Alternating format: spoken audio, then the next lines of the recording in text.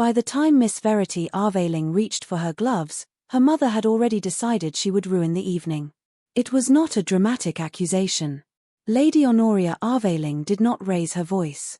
She stood in the candlelit dressing room of their Mayfair house with the calm expression of a woman correcting a crooked ribbon, while Verity sat before the looking-glass and watched her own face learn how not to change.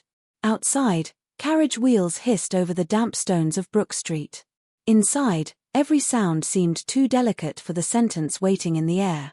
The soft snap of Lucinda's fan from the adjoining chamber. The faint rustle of silk as the maid lifted Verity's altered gown from the chair. The small, treacherous catch of thread as Verity drew the old ivory glove over her right hand. That sound made Lady Honoria turn. "Not that pair," she said. Verity paused with the glove only halfway buttoned. "It is the only pair that fits closely enough." "Then you should not move your hand so much." Lucinda laughed from the doorway, bright as a spoon striking crystal.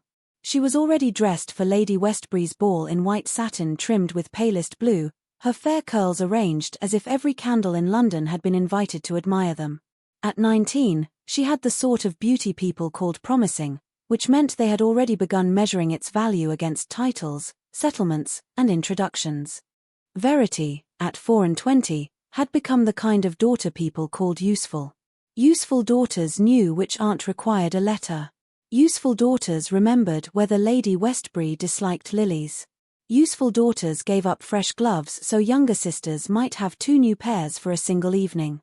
Verity finished fastening the first button. The glove was clean, carefully brushed, and mended so finely that no flaw showed unless one knew where to look. Unfortunately, Lady Honoria always knew where to look. Her gaze settled on the seam above Verity's wrist, where the kid leather had thinned from age and use.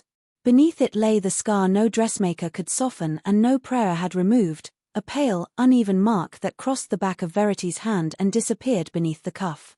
Most people, seeing it by accident, looked away too late. Lady Honoria looked at it as if it were a debt that had come due in public. "Hold still," she said. She crossed the room and took Verity's wrist between 2 gloved fingers, not harshly, not kindly. "If this tears tonight, you will leave the ballroom at once."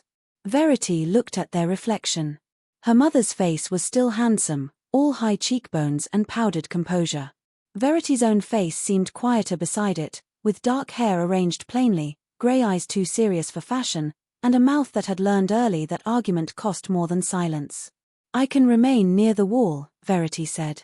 "I had no intention of drawing attention." "Intention is rarely the difficulty with you." Lucinda stepped farther into the room, turning so the maid could admire the fall of her skirt. "Poor Verity does not draw attention. It finds her when she least wants it." Lady Honoria gave Lucinda a warning glance, though not the sort that meant stop. Only the sort that meant be cleverer. Verity lowered her hand to her lap. She remembered, suddenly and unwelcome, another room filled with heat and smoke, a child crying somewhere close to the floor, and her own small fingers closing around a strip of ribbon. The memory broke there, as it always did. Afterward came bandages. Whispering. Her mother's face above the bed, pale with something too cold to be fear. "Never speak of how it happened. Do you understand?" Verity had been 12 years old. She had understood only that the truth, whatever it was, had frightened the adults more than the fire. "The Duke of Lox-mere will be present tonight," Lady Honoria said, releasing her wrist. The name shifted the room. Even Lucinda stopped smiling so broadly. Gideon Vale, Duke of Lox-mere, had returned to London 2 weeks earlier and had since managed to offend half the marriage-minded mothers in Mayfair by failing to look grateful for their daughters. He was said to be cold, wealthy beyond convenience, and difficult to please. More importantly, he was a duke. There were ranks that opened doors, and then there were ranks that made the room rearrange itself around a man before he had spoken. Lady Westbury promised to introduce Lucinda. Lady Honoria continued. "Not formally, of course. Nothing so obvious. A natural meeting near the quadrille, perhaps. A short exchange. A favorable impression. That is all I require tonight." Lucinda's eyes shone. "He cannot be so very impossible." "He can be anything he chooses," Lady Honoria said. "That is the privilege of his title." Verity reached for the second glove. Its fingers were smooth from careful repair, the pearl buttons mismatched by half a shade. I will not interfere. You will not stand beside your sister unless I ask it. You will not correct her. You will not answer questions at length. You will not look severe when gentlemen attempt conversation. Do I look severe? Verity asked before she could stop herself. Lucinda tilted her head. Not severe exactly. More as though you are forgiving everyone in advance for disappointing you. The maid hid her face behind the gown. Lady Honoria did not. Wit is charming in a woman only when it flatters a man's intelligence. Then I shall be silent, Verity said. Silence can also be reproachful. Verity almost smiled. Almost. It died before it reached her mouth, because Lady Honoria had moved to the small writing table and lifted the folded note from beside the candle. It was a list Verity had copied that afternoon at her mother's instruction: the guests most worth greeting, the widows to be avoided, the matrons whose opinions carried weight, and the order in which Lucinda might be seen by the right people without seeming to seek them. Verity's handwriting was neat, consistent, and useful, like the rest of her. Your hand is too recognizable, Lady Honoria murmured, more to herself than to either daughter. Then she folded the paper and tucked it away. Mother? Verity asked. Lady Honoria looked up. Nothing. Merely another reason you should not be careless. A small unease passed through Verity. It was not sharp enough to name, but it remained after the words faded, like a draught beneath a closed door. Lucinda crossed to Verity and touched the edge of her sleeve. You are not angry, are you? She asked softly. There was a sweetness in her tone that other people trusted. Verity had trusted it once, before she learned that Lucinda could ask for forgiveness before causing the wound. No, Verity said. Good. I should hate for tonight to be spoiled by old feelings. Old feelings. As if shame aged into something harmless when kept long enough. The maid helped Verity into her gown, a pale green silk that had been remade from one of Lady Honoria's older dresses. It suited Verity better than anyone had expected, which was precisely why her mother had insisted the neckline be softened with plain lace and the sleeves cut modestly. Beauty in Lucinda was investment. Beauty in Verity was inconvenience. When the maid stepped back, Verity looked at herself in the glass and searched for some sign that she had once been a girl who ran toward smoke because someone had cried out. She saw only a woman trained to fold herself smaller at the edge of a room. Lady Honoria came behind her and adjusted one curl near her temple. For one brief, foolish second, the gesture might have been tender. Then her mother's eyes met hers in the mirror. Listen to me carefully, Verity. Tonight matters. Your sister has one chance to be noticed by a man whose favor could secure this family's future. I will not have him distracted by your scar, your melancholy, or that unfortunate air you carry, as though you have suffered more nobly than the rest of us. Verity felt the glove tighten over her hand. I have never claimed nobility. No. You merely perform it by enduring everything aloud without saying a word. Lucinda looked away. The maid lowered her eyes. Somewhere below, the footman opened the front door, and the colder air of evening moved through the house. Lady Honoria took Verity's reticule from the chair and pressed it into her hands. You will smile when addressed. You will remain pleasant. You will remember that people forgive plainness more readily than discomfort. Verity stood. The hem of the remade gown brushed her slippers. And if I am not addressed? Then you will be grateful. They descended the stairs beneath portraits of Avelings who had married well, served kings, lost fortunes, regained them, and stared down from their frames as if present descendants were a personal disappointment. In the hall, Lucinda accepted her cloak trimmed with swansdown. Verity took her own dark wrap without waiting for assistance. It was warmer that way. It also saved the footman the awkwardness of deciding whether to serve the daughter who mattered less before the one who sparkled. At the threshold, Lady Honoria stopped so abruptly that Verity nearly touched her sleeve.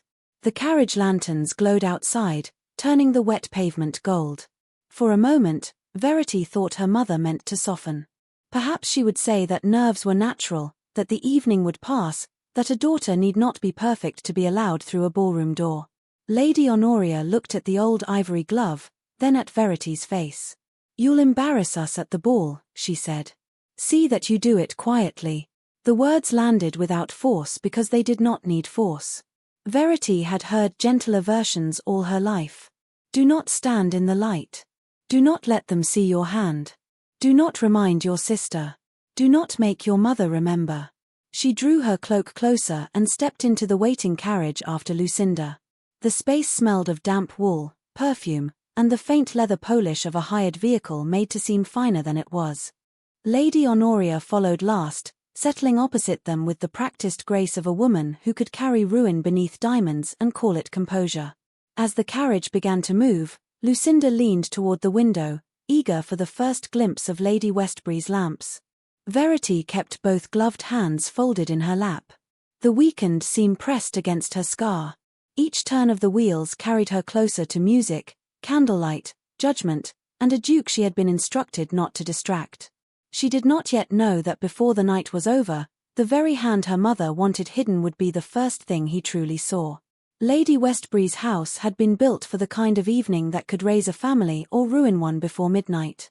Light spilled from every tall window onto the wet pavement of Hanover Square, where carriage after carriage set down ladies in silk and gentlemen in dark coats, all of them pretending not to look at one another while noticing everything. Verity descended after Lucinda and Lady Honoria, keeping her right hand tucked beneath the edge of her cloak. The old ivory glove felt tighter now, as if the journey had drawn the leather closer to her skin. Footmen moved beneath the portico. Voices floated from the entrance hall in polished fragments. A name announced too loudly. A mother's nervous laugh. The faint swell of violins from deeper inside the house. Verity had attended enough balls to know their danger did not lie in noise, but in the quiet instant when a room decided what a woman was worth. Lucinda stepped forward as though the lamps had been lit for her alone. Lady Honoria touched her daughter's elbow with approval, then looked back at Verity with the smaller, colder glance reserved for furniture placed in an inconvenient spot. "Remember," she murmured, low enough that only Verity could hear. "Pleasant. Brief. Unremarkable." Verity inclined her head. "Of course. And do not drift toward Lucinda unless I summon you." Lucinda's smile tightened for the space of one breath. "Mamma, people will notice if Verity stands entirely alone." "People notice what they are encouraged to notice," Lady Honoria replied. "Tonight, they will be encouraged elsewhere." The butler announced them, and the ballroom received the Avelings with the bright, pitiless indifference of London society. Crystal chandeliers burned overhead. Candlelight broke across gilt mirrors and polished floors. The air carried heat, perfume, beeswax, and the sweetness of negus ladled near the refreshment table. Verity stepped just inside the threshold and felt the room glance over her. Not linger. Not condemn. Merely pass over, as it had been trained to do. Lucinda, however, drew the necessary attention. Lady Westbury herself came forward in lavender silk, all smiles and calculation, and kissed the air beside Lady Honoria's cheek. "My dear Lady Honoria. And this must be Miss Lucinda. Such freshness." "You are too kind," Lucinda said, with just enough modesty to flatter the compliment. Lady Westbury's eyes slid to Verity. "And Miss Aveling. How pleasant." Pleasant meant forgotten already. Verity curtsied. "Lady Westbury." Her hostess had turned back to Lucinda before the last syllable settled. Lady Honoria performed the first part of her plan with artful patience. She introduced Lucinda to a baronet's heir, then to the wife of a viscount, then to a smiling widow whose opinion travelled faster than the post. Each introduction seemed accidental. None were. Verity followed at a distance of several feet until her mother paused near a marble column and gave the smallest possible motion of her fan. "Stop." Verity stopped. The refreshment table stood nearby, bright with silver cups, sliced fruit, and glasses catching candlelight. It was the safest place for a woman nobody had asked to dance. It was also the easiest place to be seen waiting. She folded her hands, left over right, so the mended seam of the glove faced inward. Across the ballroom, Lucinda laughed at something a young gentleman said. Her white satin glowed. Her blue ribbons trembled when she turned her head. Lady Honoria watched with fierce satisfaction, as if every admiring glance restored something the family had nearly lost. Verity tried to be generous. Lucinda had not caused their mother's ambitions. She had merely learned to survive by pleasing them. Yet there were kinds of survival that required another person to stand in shadow. Verity knew that place too well. A matron with a plume in her hair came to the table, recognized Verity after an awkward pause, and asked whether she still spent so much time helping at home. Verity answered politely. Another lady asked if her mother planned to bring her out more often this season, though they both knew Verity had been out for years and had quietly become part of the scenery. "I am useful where I am," Verity said. The lady smiled with pity disguised as approval. "Such a comfort to your family." Comfort. Useful. Pleasant. Words that wrapped a woman in linen and put her away. Verity reached for a glass of lemonade with her left hand. She did not see Lady Honoria approaching until her mother's reflection appeared in the silver urn. "You are too visible here," Lady Honoria said. Her mouth barely moved. To anyone watching, she might have been asking whether Verity wanted refreshment. "I am beside the refreshments, as you instructed. Not beside them like a mourner at a grave." Verity set down the glass untouched. "Would you prefer I retire to the ladies' withdrawing room?" "Not yet. That would invite questions." Lady Honoria's gaze flicked toward Lucinda, who had just been led nearer the center of the ballroom by Lady Westbury. "The Duke has arrived." A slight disturbance moved through the room before Verity saw him. It began at the doors, where conversation thinned. A gentleman bowed more deeply than he had a moment before. A mother lifted her daughter's chin with 2 fingers. A young woman who had been laughing stopped and arranged her expression into something gentler. Then Gideon Vale, Duke of Lox-mere, entered the ballroom as though he had never in his life needed to hurry toward anyone. He was tall, dark-haired, and severe in evening black, with a face not made handsome by softness but by command. The candlelight found the sharp line of his cheek and the controlled set of his mouth. He bowed to Lady Westbury, accepted her greeting, and looked past the flock of eager smiles with an expression so calm it became discouraging. He did not look bored. Boredom would have been warmer. He looked precise. Verity lowered her eyes at once, not because he had glanced her way, but because Lady Honoria's hand had closed around her wrist. Not the scarred one. The other. "Move behind the column," her mother whispered. "Lucinda must be seen without comparison." "There is no comparison," Verity said. It escaped too softly to sound like defiance. Lady Honoria heard it anyway. "No. There is not. That is exactly why you must not stand where pity can contaminate admiration." The word touched Verity more sharply than it should have. Pity had followed her for 12 years in every room where the scar was known and every room where it was suspected. Pity was what people offered when they wanted credit for kindness without the burden of understanding. "Mamma," Lucinda said, appearing suddenly with too bright a smile, "Lady Westbury says she may contrive an introduction after the next set." "Then you must not waste a moment," Lady Honoria replied. She adjusted Lucinda's bracelet. "Stand where the light catches your face. Do not speak first unless addressed. Do not overpraise his estate. Men of his rank assume admiration. They do not like to hear it begged." Lucinda nodded, then looked at Verity. Something flickered through her eyes. Not guilt exactly. Unease, perhaps. "Verity can stand with Mrs. Pell. Mrs. Pell has a son with no fortune and too much confidence," Lady Honoria said.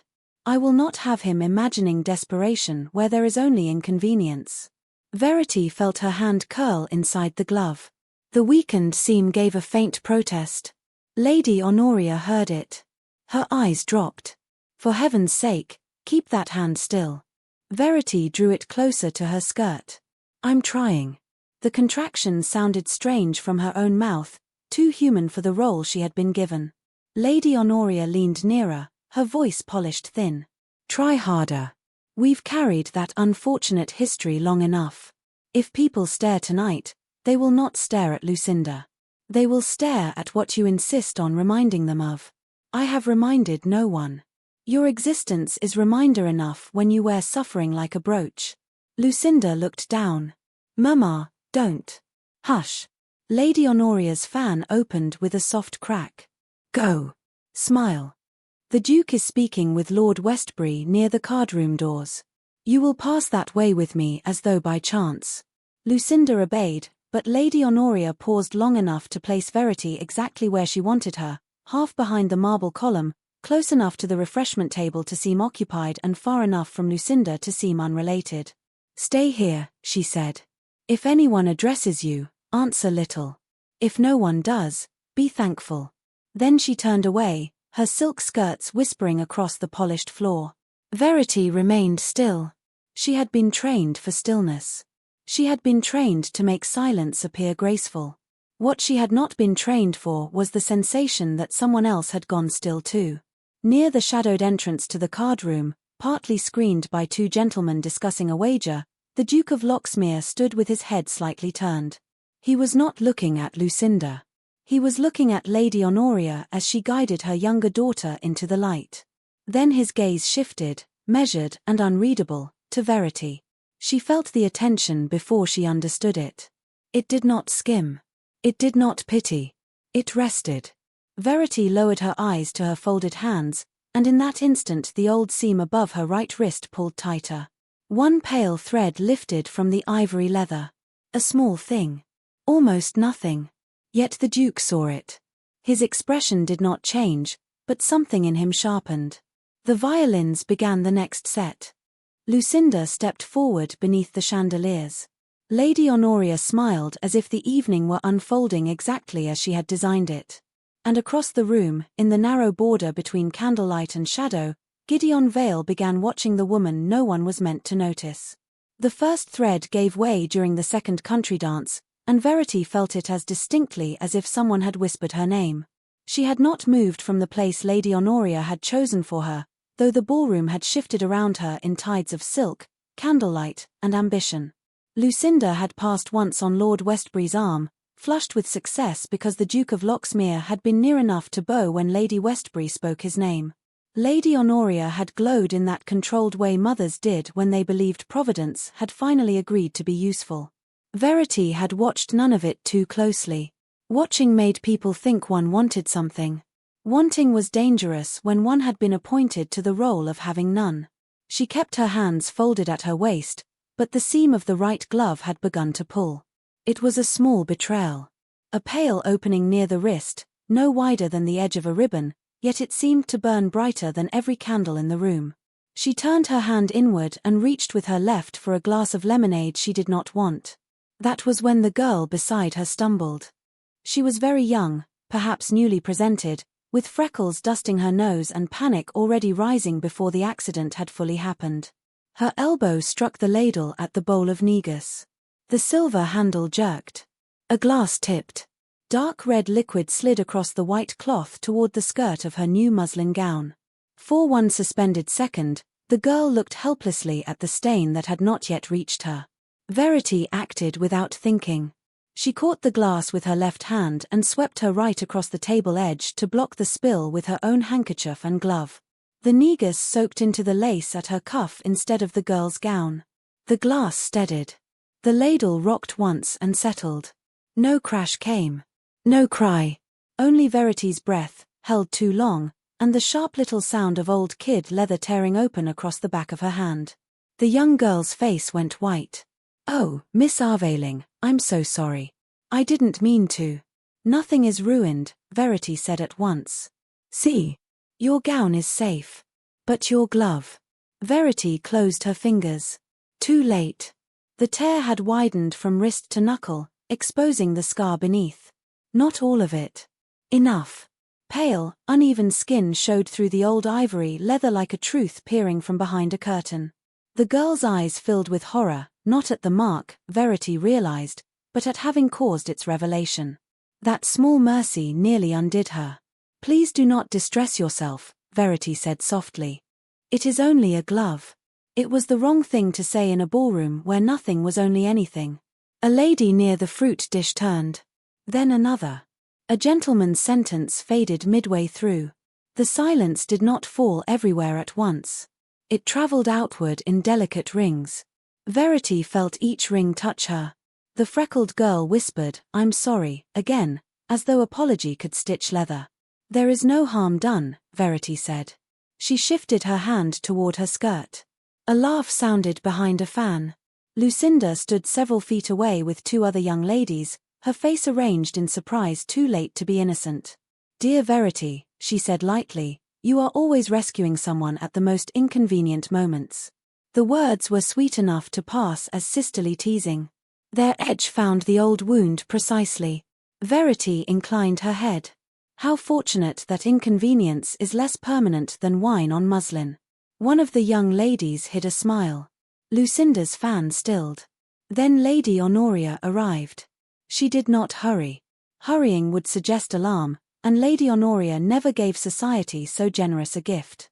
She approached as though she had merely noticed a misplaced flower.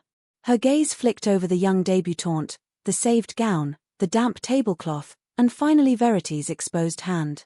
Her expression did not change. That was worse than anger. "Verity," she said, "you are unwell." "No, mother." "You are unwell," Lady Honoria repeated, each word wrapped in velvet. "You must retire for a few moments. It was a small accident."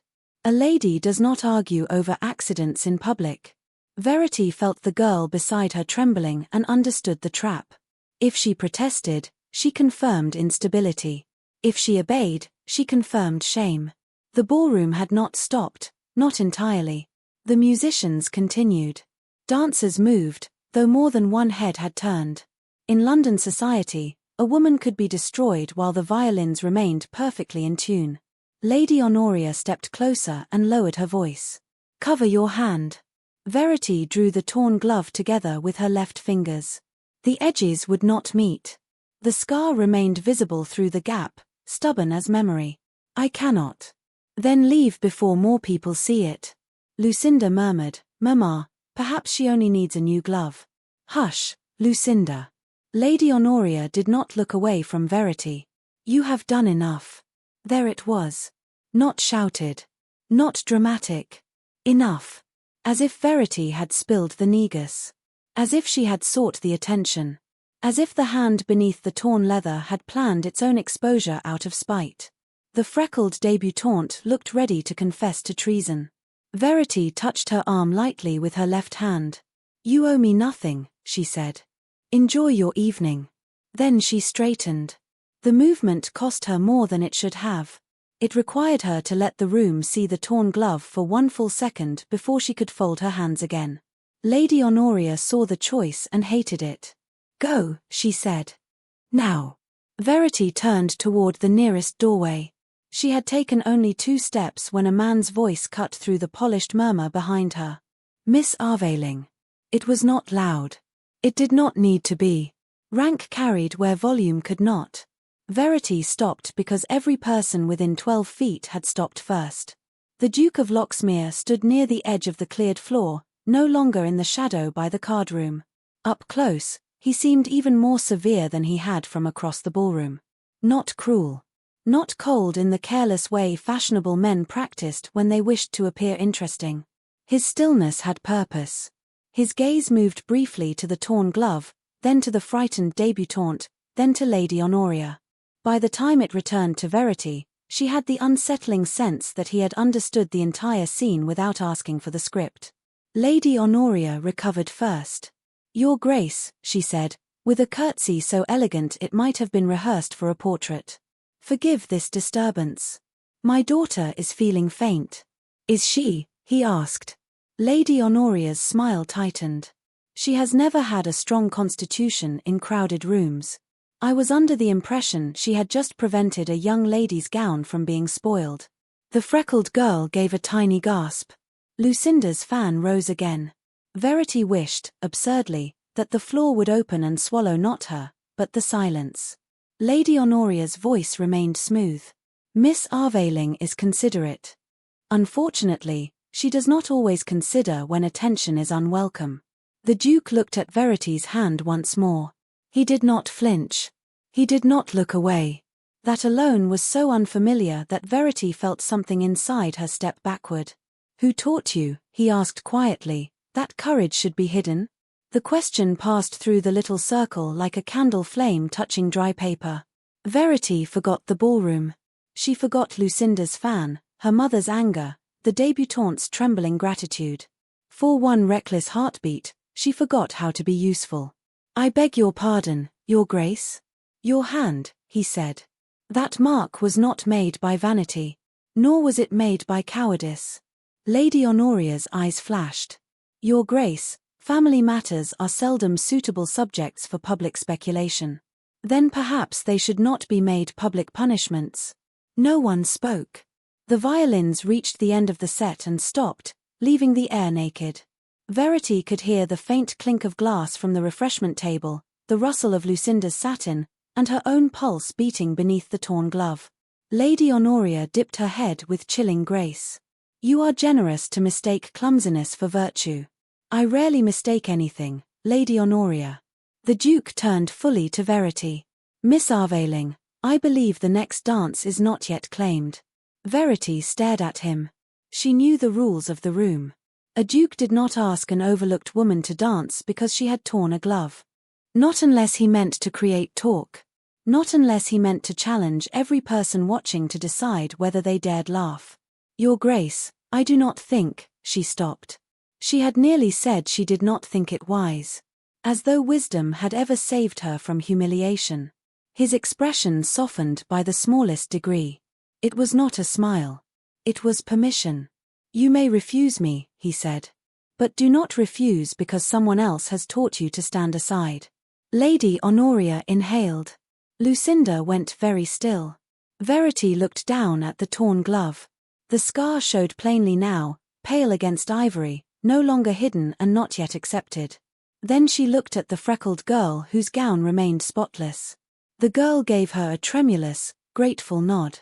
Verity lifted her chin. "Thank you, Your Grace," she said. "I would be honored." He offered his arm. He did not reach for her injured hand. He did not cover the glove. He simply stood there, waiting as though all the time in London belonged to her answer. Verity placed her left hand lightly on his sleeve. Around them, the ballroom rearranged itself.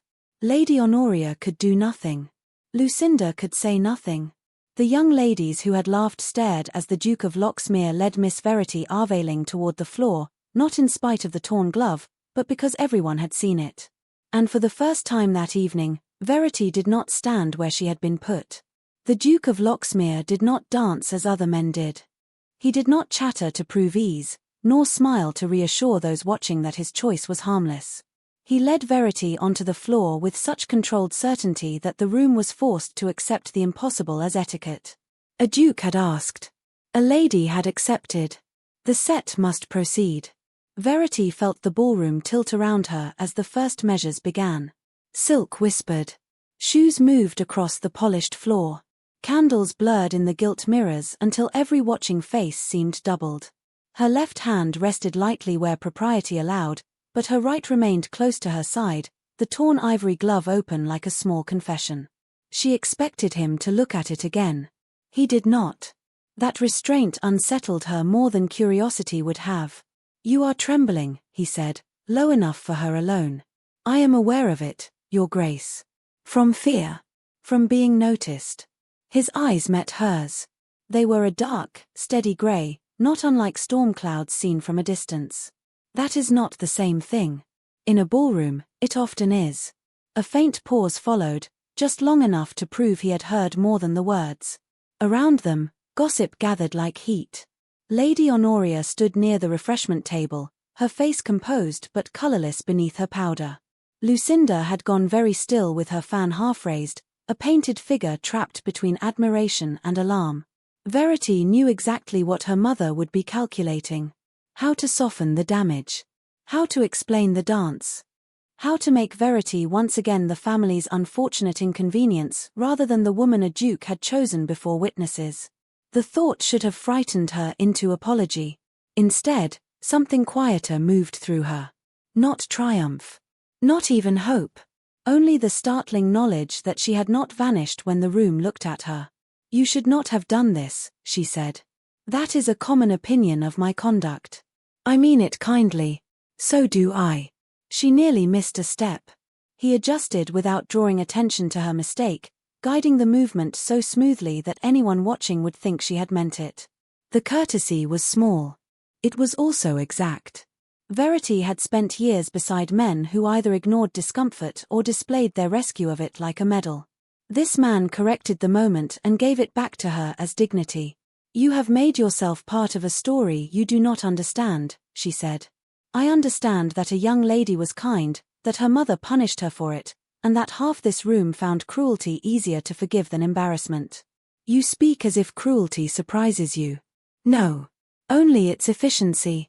The set turned them near the edge of the floor, close enough for Verity to hear two matrons fall silent as they passed. The torn glove seemed to weigh more with every step. She wondered whether the seam would give completely before the dance ended. She wondered whether she would be remembered tomorrow as the scarred Aveling daughter whom the Duke had pitied. Lady Honoria would prefer that version. Pity could be managed. Respect could not. When the music ended, applause rose politely, uncertain of itself. The Duke bowed. Verity curtsied. For one fragile second, the rules were complete and she might have retreated. Then Lady Honoria approached. "Your Grace," she said, her smile polished thin. "You are excessively gracious. I fear Verity has taxed herself. I shall take her to the ladies' withdrawing room." Verity knew that room.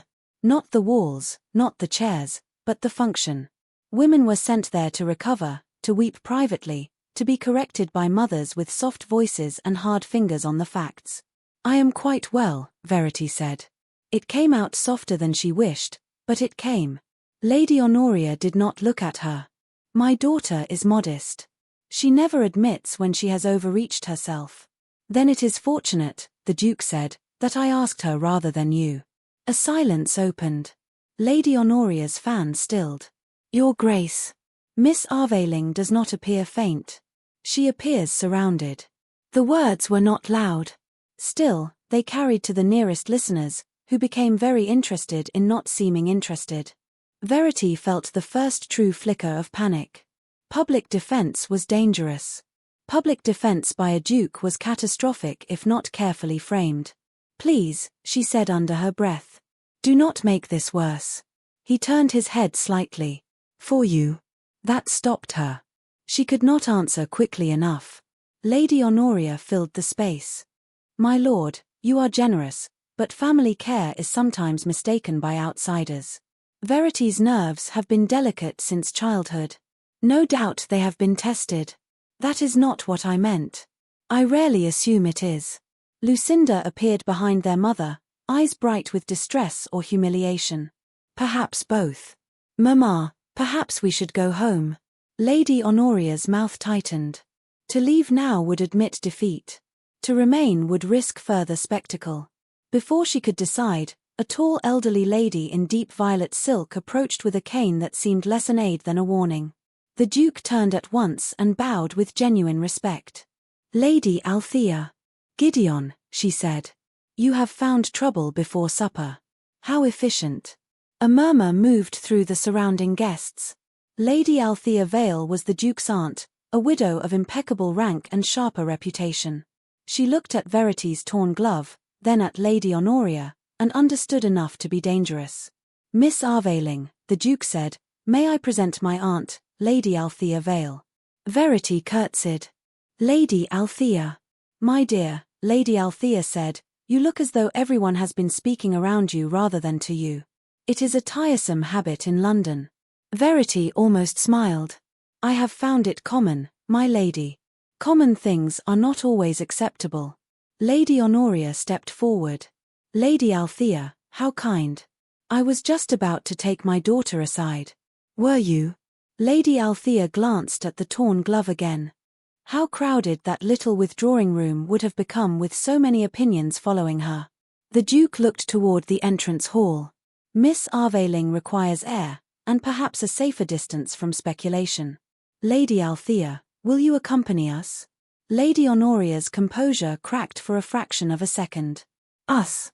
For propriety," he said. "Naturally." The word settled with devastating calm. He was not stealing Verity from her family. He was not creating an improper scene. He was doing precisely what rank, etiquette, and decency allowed, and doing it in front of everyone. Lady Honoria could not forbid him without making the scandal larger. Verity saw the realization pass through her mother's eyes like a shutter closing against flame. Verity, Lady Honoria said, you will return directly after you have recovered. Verity looked at the woman who had spent years teaching her to mistake obedience for gratitude. Her voice, when it came, surprised her.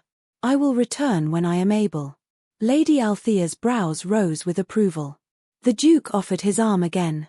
This time Verity placed her left hand upon it without hesitation. The walk from the ballroom to the entrance hall could not have taken more than 50 feet, yet it felt longer than any journey she had ever made. Conversations hushed as they passed. Eyes lowered, then lifted behind fans. Lucinda stood motionless beside Lady Honoria, her face pale beneath the candlelight. Verity did not look away from the doors. Not because she was brave, but because if she looked at her mother, she might remember how to be ashamed. In the hall, the cooler air touched her face like water. A footman hurried to fetch wraps. Another ran for the Duke's carriage. Lady Althea stood close enough to make the arrangement proper and far enough to grant Verity the mercy of not being examined. My nephew has many faults, she said, fastening her cloak, but indifference to cruelty has never been among them. The Duke gave her a dry look. Your praise overwhelms me. It was not praise. It was context.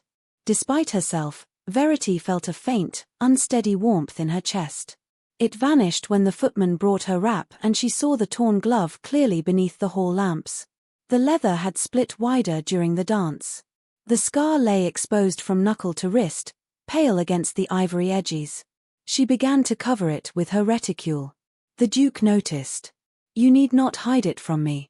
That is easy to say when it is not your hand. His expression changed. Not much. Enough. You are right. The answer was so plain that Verity looked up. Men rarely surrendered a point without dressing it as generosity. He did not touch her. He only offered a folded white handkerchief across his palm. For the wine, he said. Not for concealment. She accepted it after a moment. Thank you. Outside, the carriage waited, black and gleaming beneath the lamps. Lady Althea entered first. Verity followed, careful with her skirt and her hand. The Duke seated himself opposite, leaving a proper space, his face shadowed by the carriage roof as the door closed. The noise of Lady Westbury's ball became muffled behind glass and wood. For the first time that evening, Verity could hear herself breathe. The carriage began to move. Lady Althea looked out the window with deliberate tact. The Duke's gaze remained on Verity's face, not her scar. I heard what your mother said before you entered the ballroom, he said. Verity's fingers tightened around the handkerchief. The wheels rolled over a seam in the road, and the whole carriage gave a soft jolt. Then you know why she will be angry. I know why she should be ashamed. The words were too direct. They struck some guarded place in her, and she had no practiced answer for them. You should not involve yourself, Your Grace. I already have. You do not know me. No, his voice lowered. But I know the difference between a woman who seeks attention and one who has been punished for receiving it. Verity looked down at the torn glove. In the dim carriage light, the scar seemed older than her own body, a mark belonging to a child she could not quite remember. Smoke. A ribbon. Lucinda crying. Her mother's voice afterward, flat with fear. There are matters in my family that are not easily explained. The nursery fire? Her eyes rose to his. Who told you about that? No one. Your mother looked at your hand as though the past had disobeyed her by remaining visible. Lady Althea turned from the window then, her expression softened by concern she did not force into speech. Verity felt suddenly very tired. More tired than a dance, a ball, or humiliation could explain. I do not remember enough, she said. It was not the full truth, but it was the safest piece of it. Then perhaps, the Duke said, someone has relied upon that. The carriage rolled on through the wet London streets, away from the chandeliers and whispers, away from Lady Honoria's control. Verity held the Duke's handkerchief in her lap and kept the torn glove uncovered. For the first time since childhood, the hidden thing between them did not feel like shame. It felt like evidence. By 10 o'clock the next morning, the Aveling drawing room looked as though London had attempted to enter by card. Silver trays stood crowded on the side table, each bearing names written in elegant hands that pretended innocence while delivering judgment. Lady Westbury had sent her card with a note hoping Miss Aveling had recovered from her indisposition. Mrs. Pell had sent one folded at the corner, which meant she intended to call again.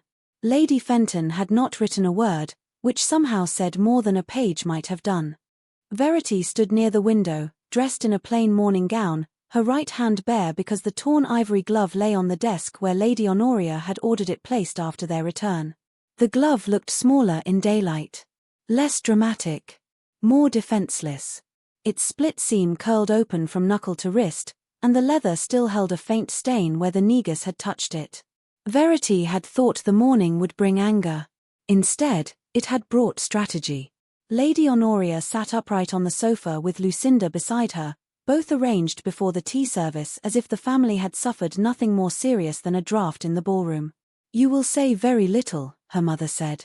"If anyone calls, I shall explain that the crush of the room overwhelmed you." "That is not true."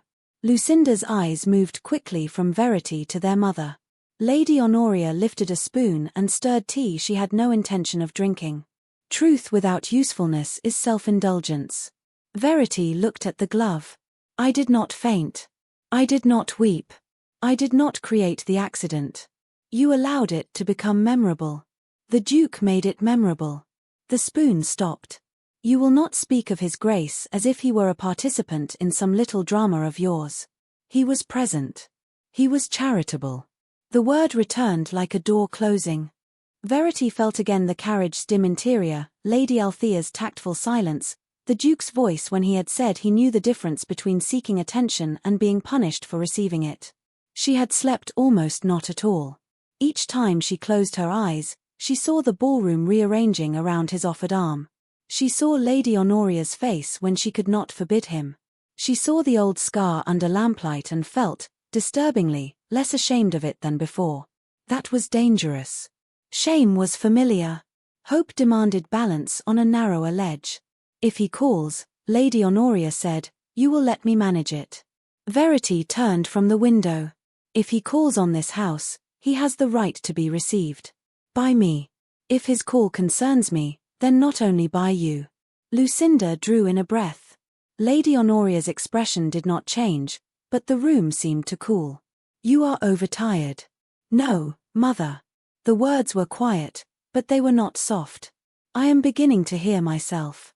The butler appeared at the door before Lady Honoria could answer. His usual composure had sharpened into alarm. "His Grace the Duke of Lox-mere, my lady." Lady Althea Vale accompanies him. Lucinda's cup rattled against its saucer. Lady Honoria rose with admirable control. Only the whiteness of her fingers betrayed her. "Show them in." Verity reached for the torn glove on the desk without knowing why. Lady Honoria saw the movement. "Leave that." No, Verity's hand closed around it. The leather was cool and limp against her palm. "It is mine." Lucinda whispered, "Verity, please don't make Mama angry." Verity looked at her sister then, truly looked. Lucinda appeared pale, anxious, and younger than she had under the chandeliers. For a moment, Verity remembered a child crying in smoke, a ribbon tangled between fingers, a small voice calling her name. Then the memory broke. "I am not making anyone angry," Verity said. "I am merely not disappearing." The Duke entered with Lady Althea a step behind him, and the drawing room altered at once. It was not that he was loud, for he was not. It was that every object seemed suddenly aware of its own arrangement. The sofa became a place where Lady Honoria sat too stiffly. The tea table became evidence of hospitality rehearsed too carefully. The torn glove in Verity's hand became impossible to ignore. Gideon bowed first to Lady Honoria, then to Verity, and last to Lucinda with perfect correctness. "Lady Honoria." "Miss Aveling." "Miss Lucinda." Lady Althea smiled with a warmth that did not conceal her intelligence.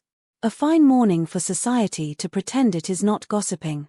Lady Honoria's laugh was polished and brief. "London has always enjoyed embroidery, Lady Althea, especially when facts are scarce. Then it is fortunate we are fond of facts.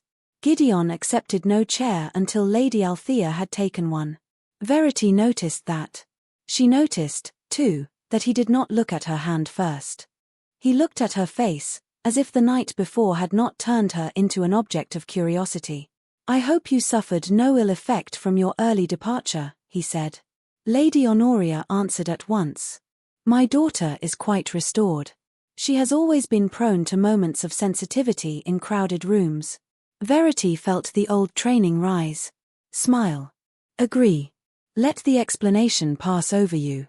Then she heard herself speak. "I was not unwell. I was humiliated."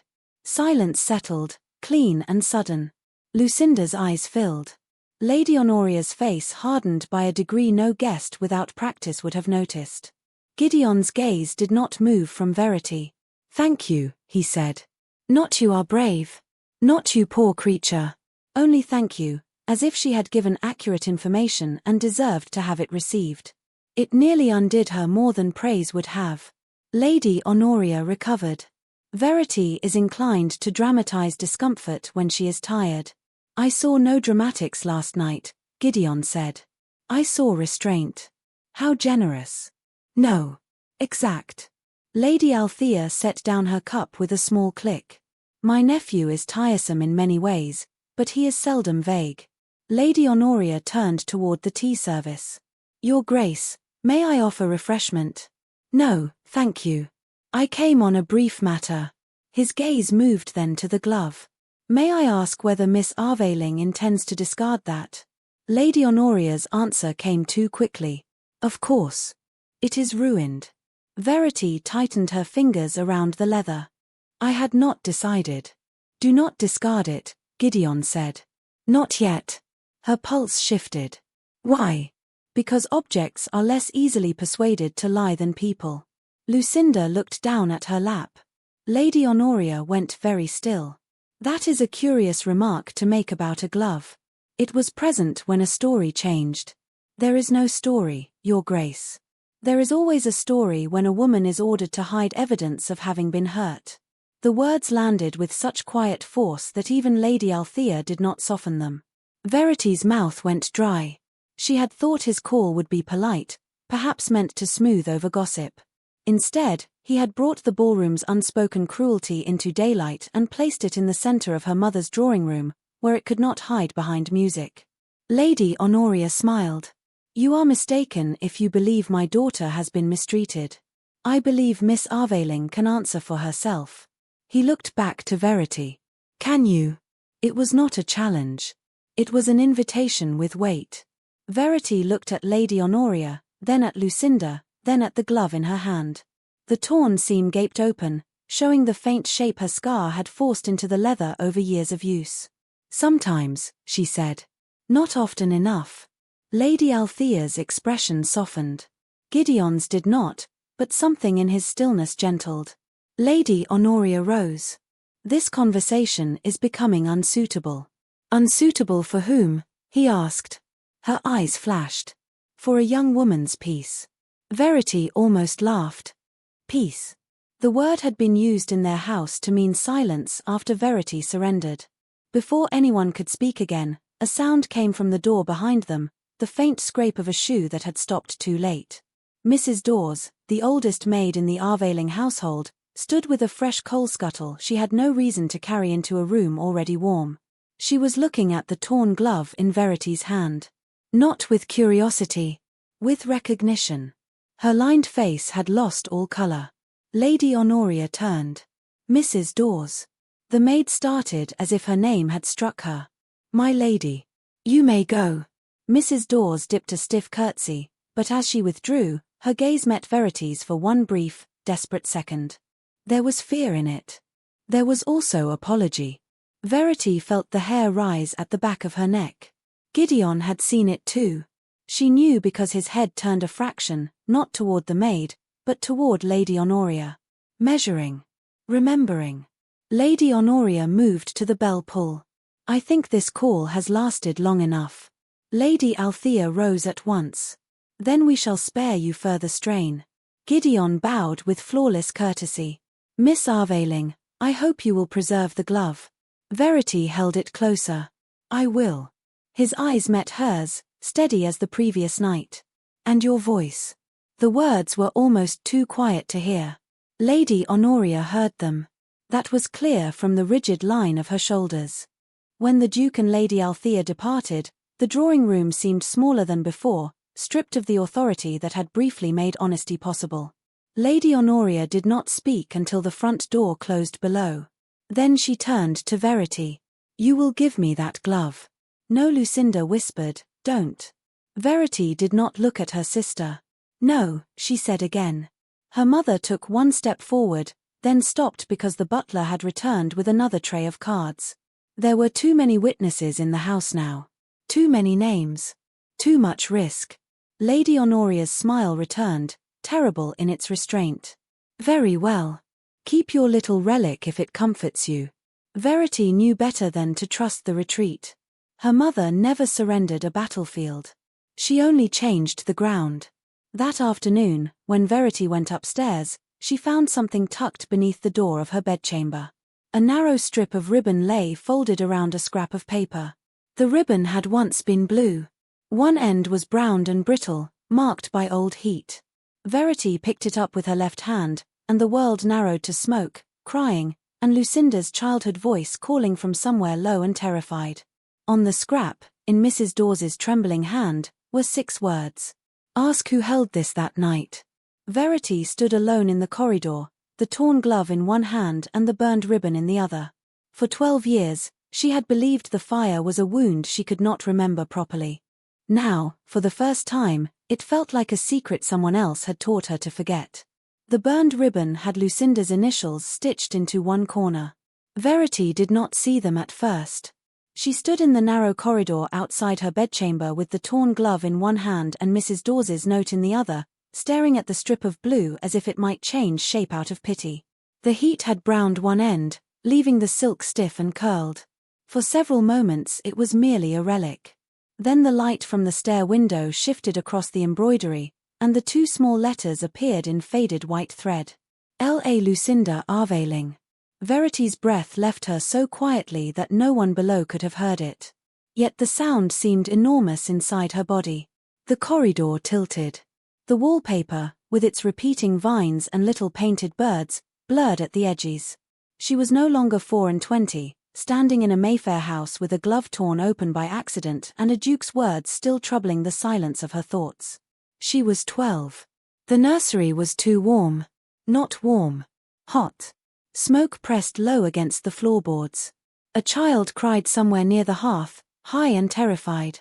Verity remembered crawling because standing hurt her lungs. She remembered a blue ribbon dragging across the rug. She remembered Lucinda's small hand caught in the sash of a toy chest, or perhaps clinging to it. No. Not caught. Gripping. There had been a candle on the little table, though candles were forbidden in the nursery unless the nurse was present. Someone had wanted to see the doll's painted face gleam in the darkened corner. Someone had laughed. Then flame had climbed a curtain in a thin, bright line, as pretty and fatal as gold thread. Verity. Lucinda's voice came from below, adult now, anxious and sweet. The memory broke. Verity closed her fist around the ribbon and turned. Her sister stood at the foot of the stairs, one hand on the banister, her morning dress pale blue as if chosen to match innocence. Mama is asking for you. Verity tucked the ribbon into her reticule before descending. Why? She says there has been another note. Lucinda's eyes moved to Verity's right hand. The torn glove was still there, folded against her palm. You should put that away. I have put away many things. Lucinda flinched as if Verity had raised her voice, though she had not. I don't know what you mean. No, Verity said. I am beginning to wonder if I do. They entered the morning room together. Lady Honoria stood by the mantel with a letter open in her hand, her posture so rigid that her diamonds at breakfast would have looked less unnatural. She wore none, of course. Lady Honoria understood restraint when restraint was useful. The Duke's aunt has invited us to a musicale tomorrow evening, she said. Lady Althea Vale's musicale? Lucinda whispered. Lady Honoria's mouth tightened. Do not look so pleased. This is not a triumph. It is a complication. Verity remained near the door. A complication for whom? Her mother's eyes cut to her. For the family you seem suddenly determined to place beneath observation. I did not send the invitation. No. You merely made yourself curious enough to invite. Lucinda sat slowly, as if her knees had lost confidence. Will the Duke be there? Naturally, Lady Honoria said. That is the point. She folded the letter with unnecessary care. Lady Althea writes that she hopes Miss Aveling has recovered and would be pleased to hear her opinion of Signor Bellini's soprano. She mentions you by name, Verity. Twice. How alarming, Verity said. The words emerged before fear could stop them. Lady Honoria stared. Lucinda's lips parted. For one moment, Verity felt the shape of herself as the Duke had perhaps seen her, not as an inconvenience but as a person who could answer. Then Lady Honoria crossed the room in 3 measured steps and stopped close enough that Verity could smell the lavender water on her gloves. Do not mistake a gentleman's momentary interest for rescue. I have not. Good. Because if you continue inviting notice, I will send you to Bath before the week is out. Your cousin Mrs. Alder has written that she could use a companion. Lucinda looked down. Verity had heard the threat before in gentler clothing. Bath meant removal. Not disgrace exactly, but storage. A place where unmarried women faded respectably in furnished rooms while younger relatives married under brighter chandeliers. Would you tell society I went for my health? Verity asked. I would tell society whatever preserved us. Us, Verity repeated. Lady Honoria's face hardened. Do not become theatrical. You have always had shelter. You have always had gowns enough, food enough, a place in this house. Yes. A place. Many women would be grateful for less. Many women are asked to be grateful for being used. The silence that followed was different from the silence at the ball. This one had no music beneath it.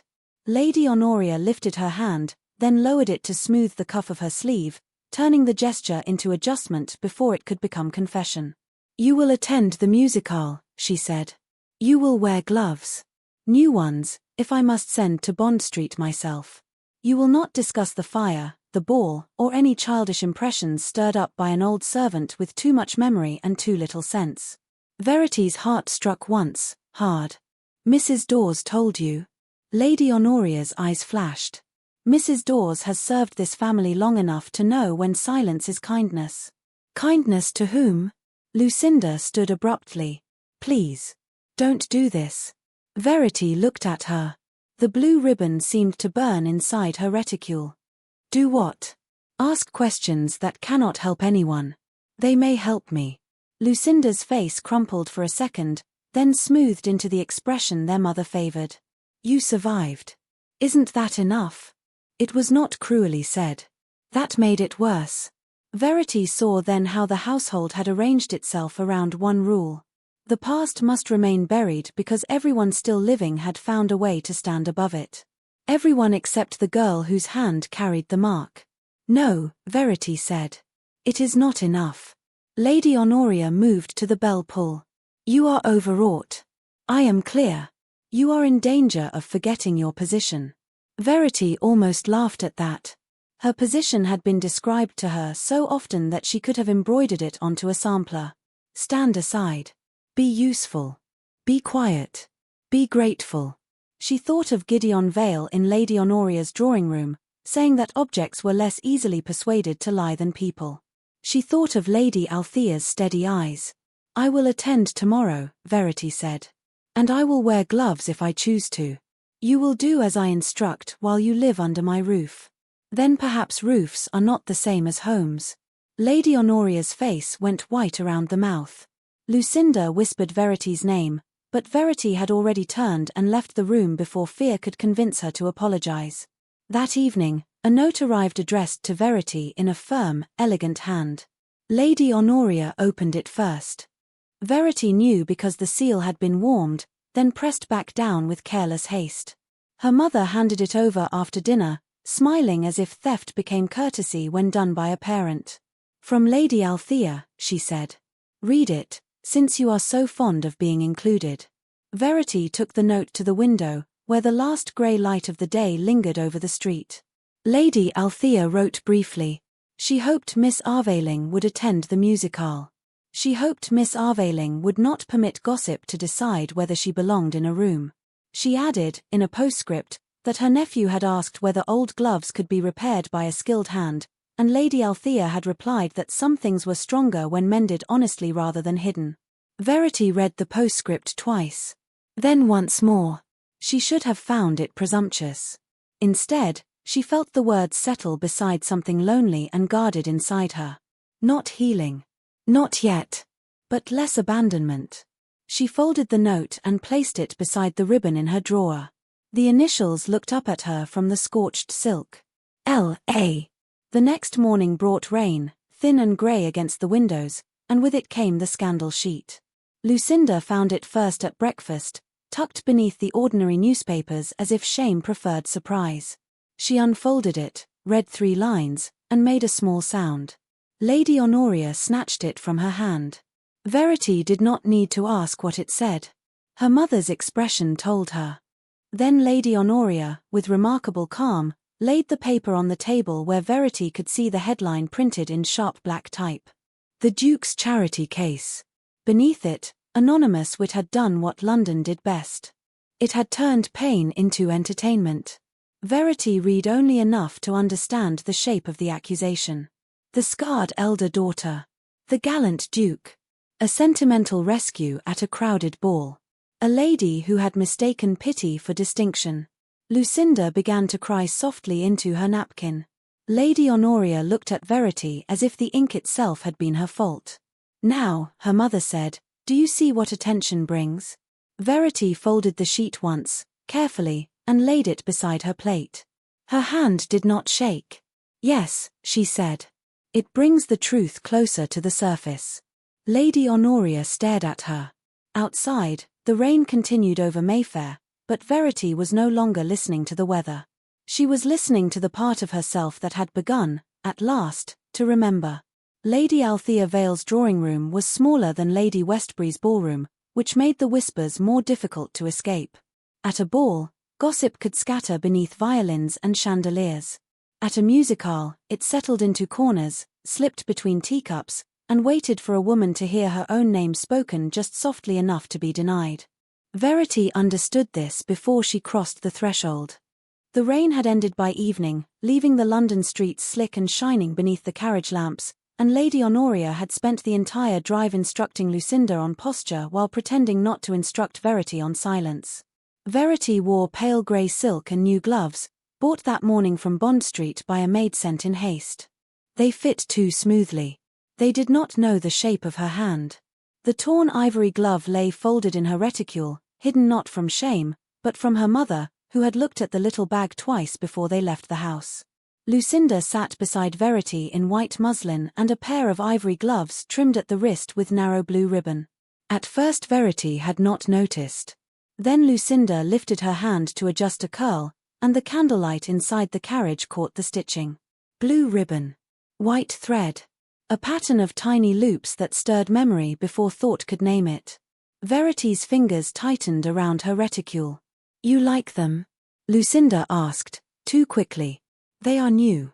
"Yes," Verity said. "They are very pretty." Lucinda lowered her hand into her lap. "Mamma chose them." Across from them, Lady Honoria's eyes did not move from the window. "Your sister is admired when she is adorned appropriately." No one answered. When they arrived, Lady Althea received them in a room filled with amber light, polished mahogany, and guests arranged in intimate clusters of rank and curiosity. A soprano stood near the pianoforte with music spread before her, not yet singing. Gideon Vale stood near the mantel, speaking with an elderly marquis whose hearing appeared to improve whenever Verity's name passed through the room.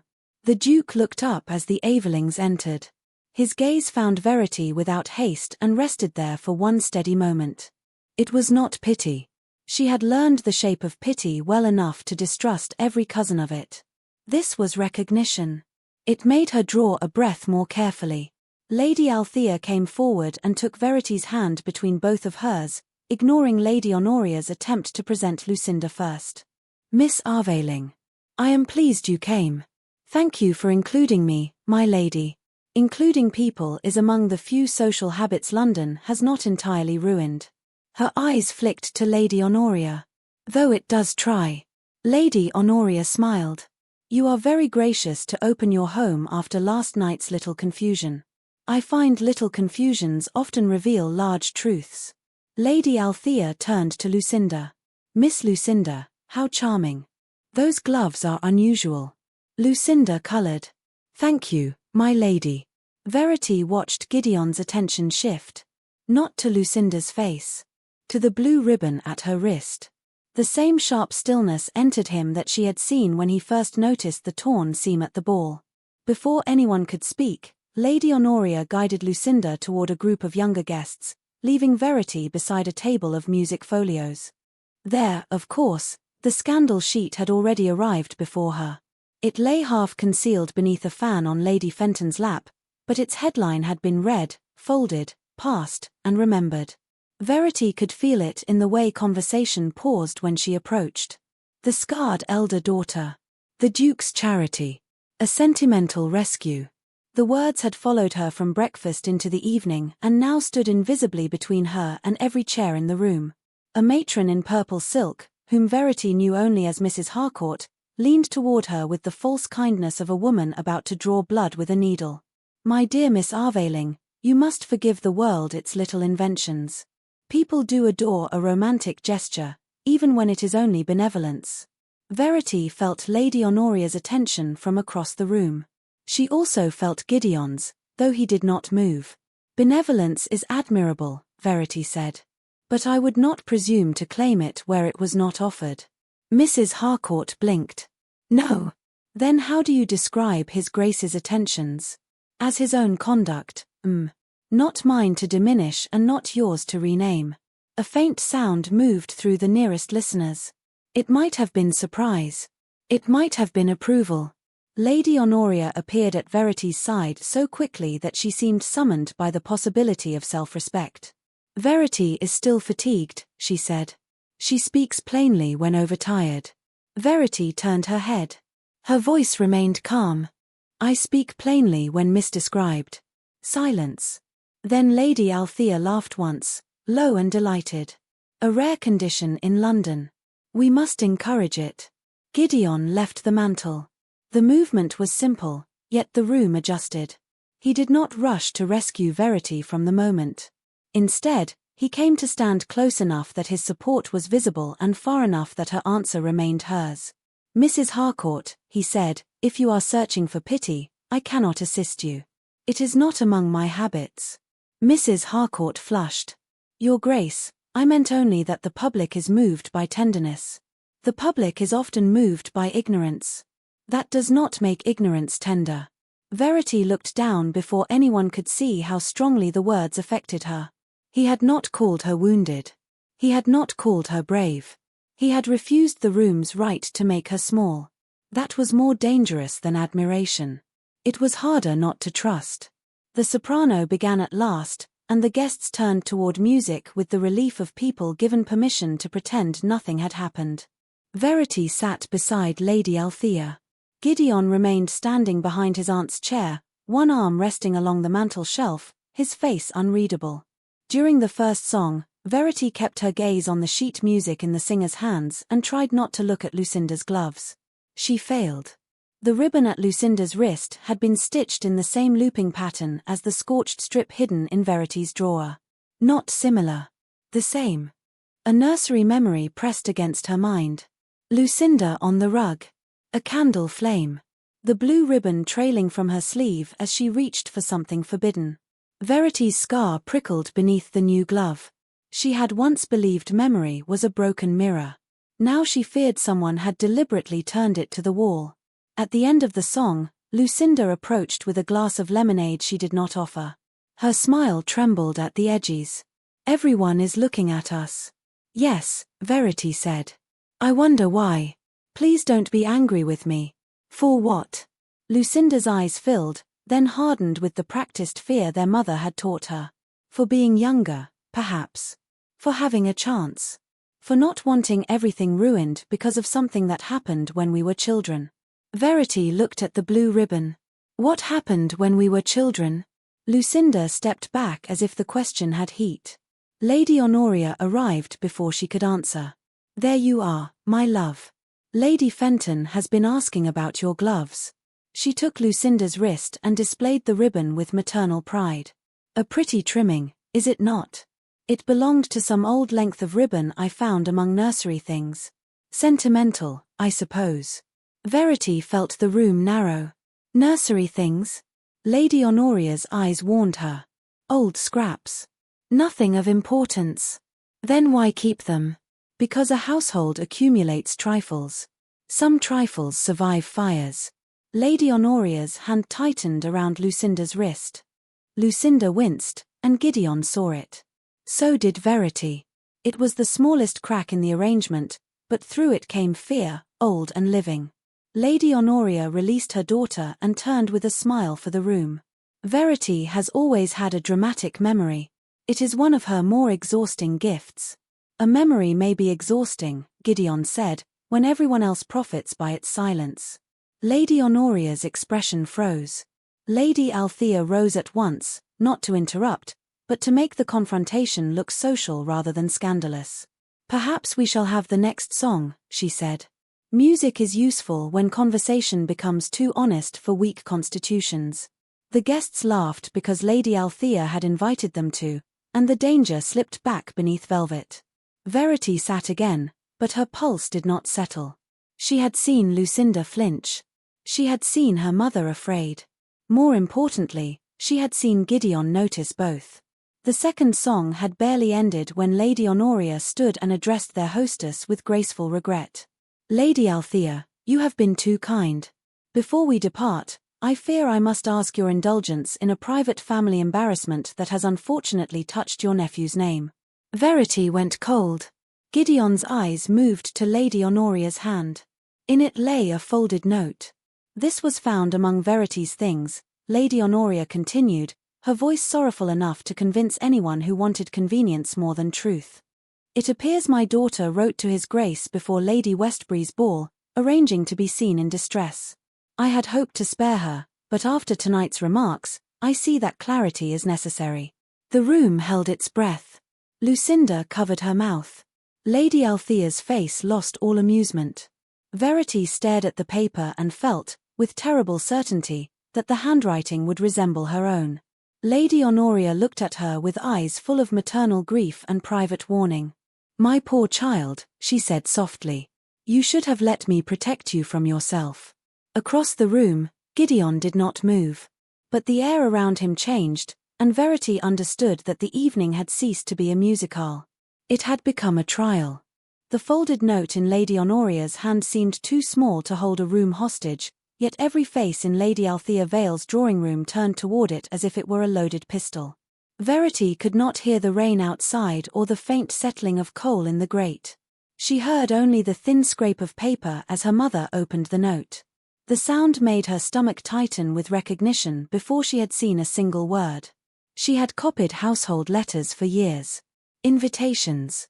Apologies. Condolences. Polite refusals. Lists for tradesmen. Notes to cousins whose importance rose and fell with their proximity to money. Her hand had become useful because it was neat, dependable, and invisible. Now Lady Honoria held that usefulness before society like evidence of guilt. I had hoped to avoid this, her mother said. Her voice trembled just enough to seem maternal. But when a young woman's imagination endangers a gentleman's name, a mother has a duty to intervene. Lady Althea took one step forward. Lady Honoria, my drawing room is not a magistrate's bench. No, Lady Althea. It is something more delicate. A place where reputations may still be spared before the world becomes harsher. Gideon did not move. That frightened Verity more than if he had spoken at once. His stillness had changed from protection into calculation, and calculation, however honorable, felt suddenly cold. Lady Honoria lifted the page. The note is addressed to His Grace. It suggests that Verity knew where he would stand at Lady Westbury's ball. It asks that he observe her near the refreshment table and come to her aid if she appeared distressed. A murmur stirred, then died beneath Lady Althea's stare. Lucinda sat rigid, her gloved hands locked together, blue ribbon biting softly into her wrists. Verity looked at that ribbon and felt the old nursery heat climb the back of her throat. "That is false," she said. Lady Honoria's eyes softened with poisonous sorrow. "My dear child. Do not call me that while accusing me." The sentence landed harder than she expected. A lady near the pianoforte inhaled. Gideon's gaze came to Verity's face, but still he did not speak. Lady Honoria lowered the paper slightly. "I accuse you of nothing beyond desperation. A forgivable weakness, if confessed early. I did not write that note. It is in your hand." "Then someone used my hand against me." Mrs. Harcourt leaned toward another matron and whispered something that included the word unfortunate. Verity heard it clearly. She had spent years becoming fluent in words meant not to reach her. Lady Althea held out her hand. "May I see it?" Lady Honoria hesitated. The hesitation was small, but Gideon saw it. Verity saw him see it. At last her mother passed the note to Lady Althea, who read in silence, then handed it to her nephew. The room watched him. Verity watched only his eyes. They moved across the page once, then again. His expression revealed nothing. That was his discipline. It was also his mistake. "Your Grace," Lady Honoria said, "you will understand why I wished to bring this forward discreetly. If the matter leaves this room uncontrolled, the injury to your dignity may be considerable."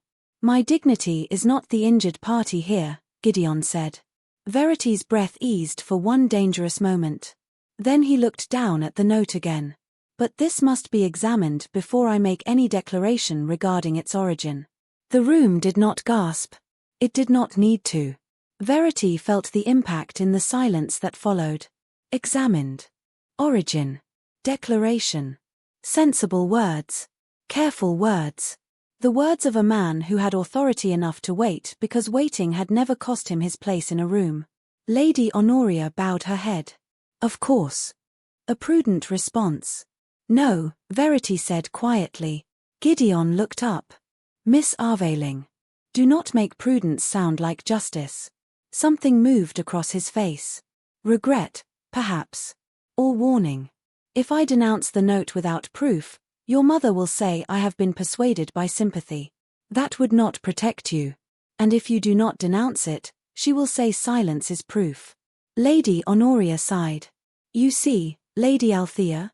This is precisely the fever of feeling I feared." Verity turned toward her. "You feared my feeling only after you failed to command my silence." Lucinda whispered, "Verity, don't." Verity looked at her sister, and for a brief second the drawing room vanished. She saw a child with ribbons at her sleeves. A candle. A painted doll. A blue strip caught in a small fist. "Why?" Verity asked softly. "What are you afraid I will remember?" Lucinda's face lost color. Lady Honoria closed the note with a snap. "Enough." Gideon stepped between the word and its consequence, not physically, but with rank. "No one will read that note aloud again tonight." "Your Grace," Lady Honoria said, "I only wish to spare everyone." "You wished to display it before 20 witnesses. Because your name was involved."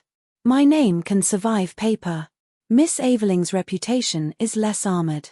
The defense should have comforted Verity. A part of her was grateful. Another part, sharper and newly awake, understood that he was defending her from exposure while refusing to say the one thing she needed to hear. "I believe you." Lady Althea seemed to understand. Her eyes moved from Verity to Gideon, and her mouth tightened. "Gideon," she said, in a tone that contained both warning and affection. "A cautious man may still choose the wrong caution." He did not answer at once. The note remained in his hand. "I will have the paper, the ink, and the hand compared by my solicitor in the morning," he said. "Until then, this matter does not leave this room by my consent." Mrs. Harcourt gave a small, nervous laugh. "My dear Duke, drawing rooms do not obey consent when gossip has already put on its bonnet. Then gossip may discover that I have a long memory." The room went still. It was a threat made entirely of manners. Several guests looked suddenly occupied with their gloves. Lady Honoria's smile thinned. She had not won, Verity realized. Not fully. But neither had she lost. That was why her mother was dangerous.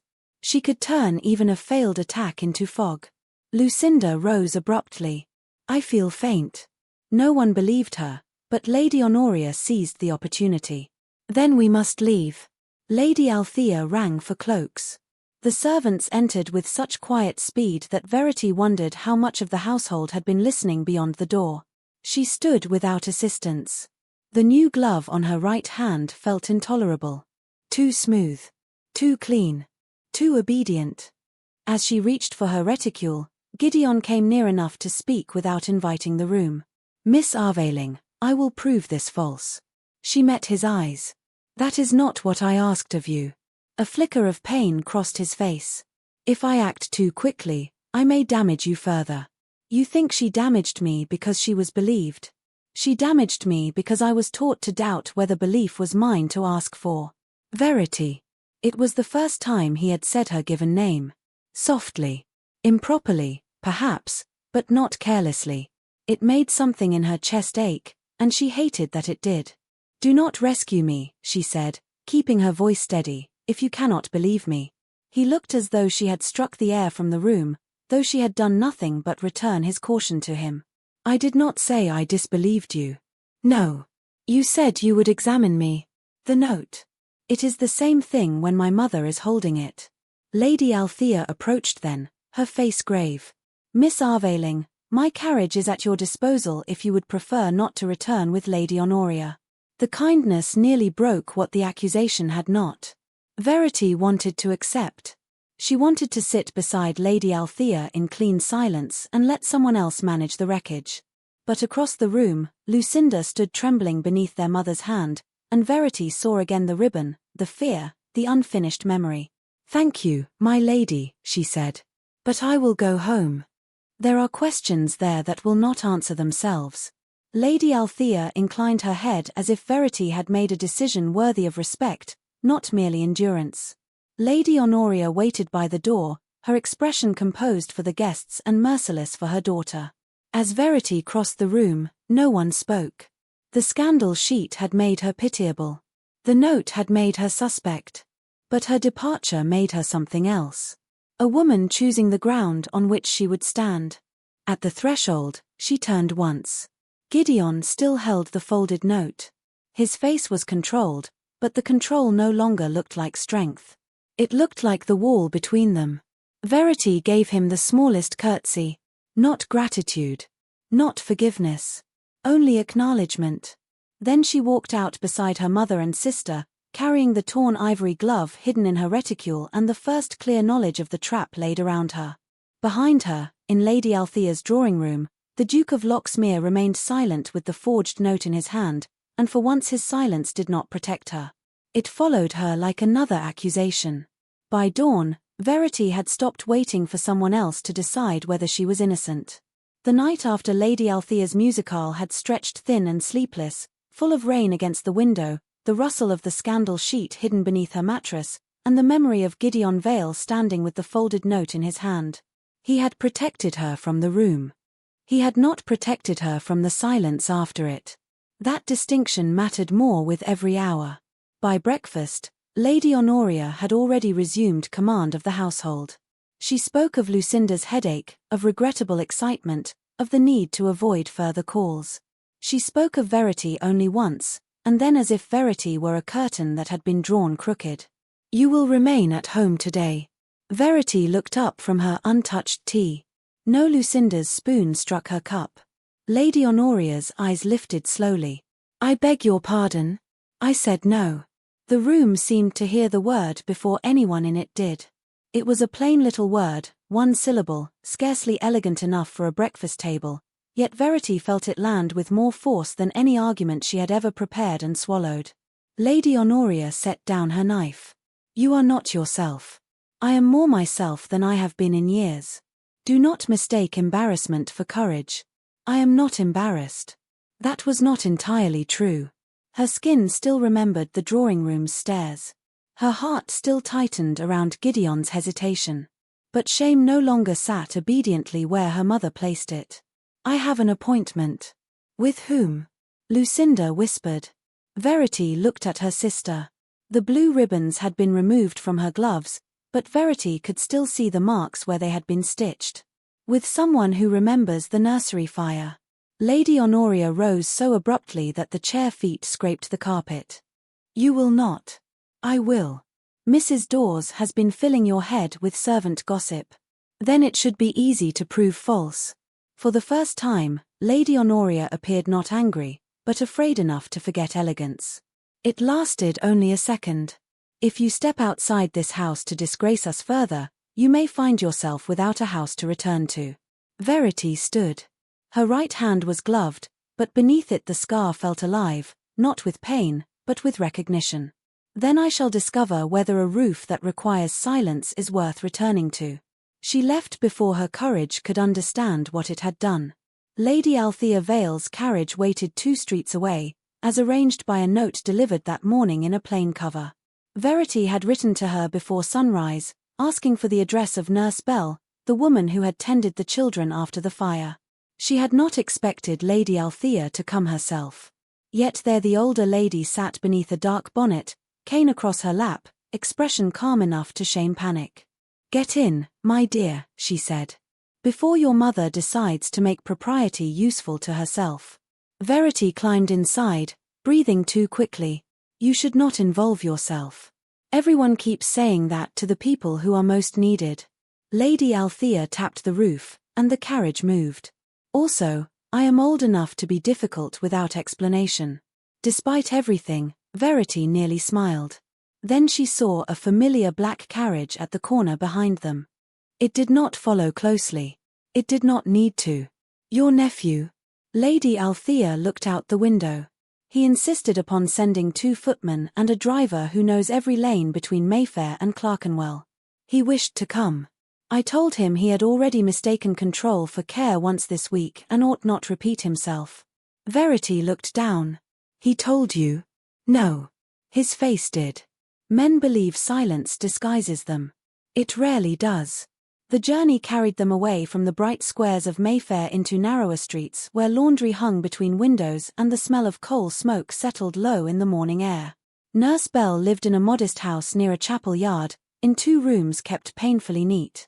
She was smaller than Verity remembered, with silver hair tucked beneath a cap and hands twisted by age but clean and steady. When she opened the door and saw Verity, she pressed one hand to her mouth. "Miss Verity." No one had called her that in that tone for 12 years. Not Miss Aveling, not my daughter, not poor child. Miss Verity, as if the girl from the nursery had walked in carrying smoke in her hair. Lady Althea introduced herself and asked permission to sit. Nurse Bell obeyed rank by habit, but her eyes never left Verity's right hand. "You kept something," Verity said. "Mrs. Dawes sent me a ribbon. She told me to ask who held it that night." Nurse Bell closed her eyes. "I told her not to stir the ashes."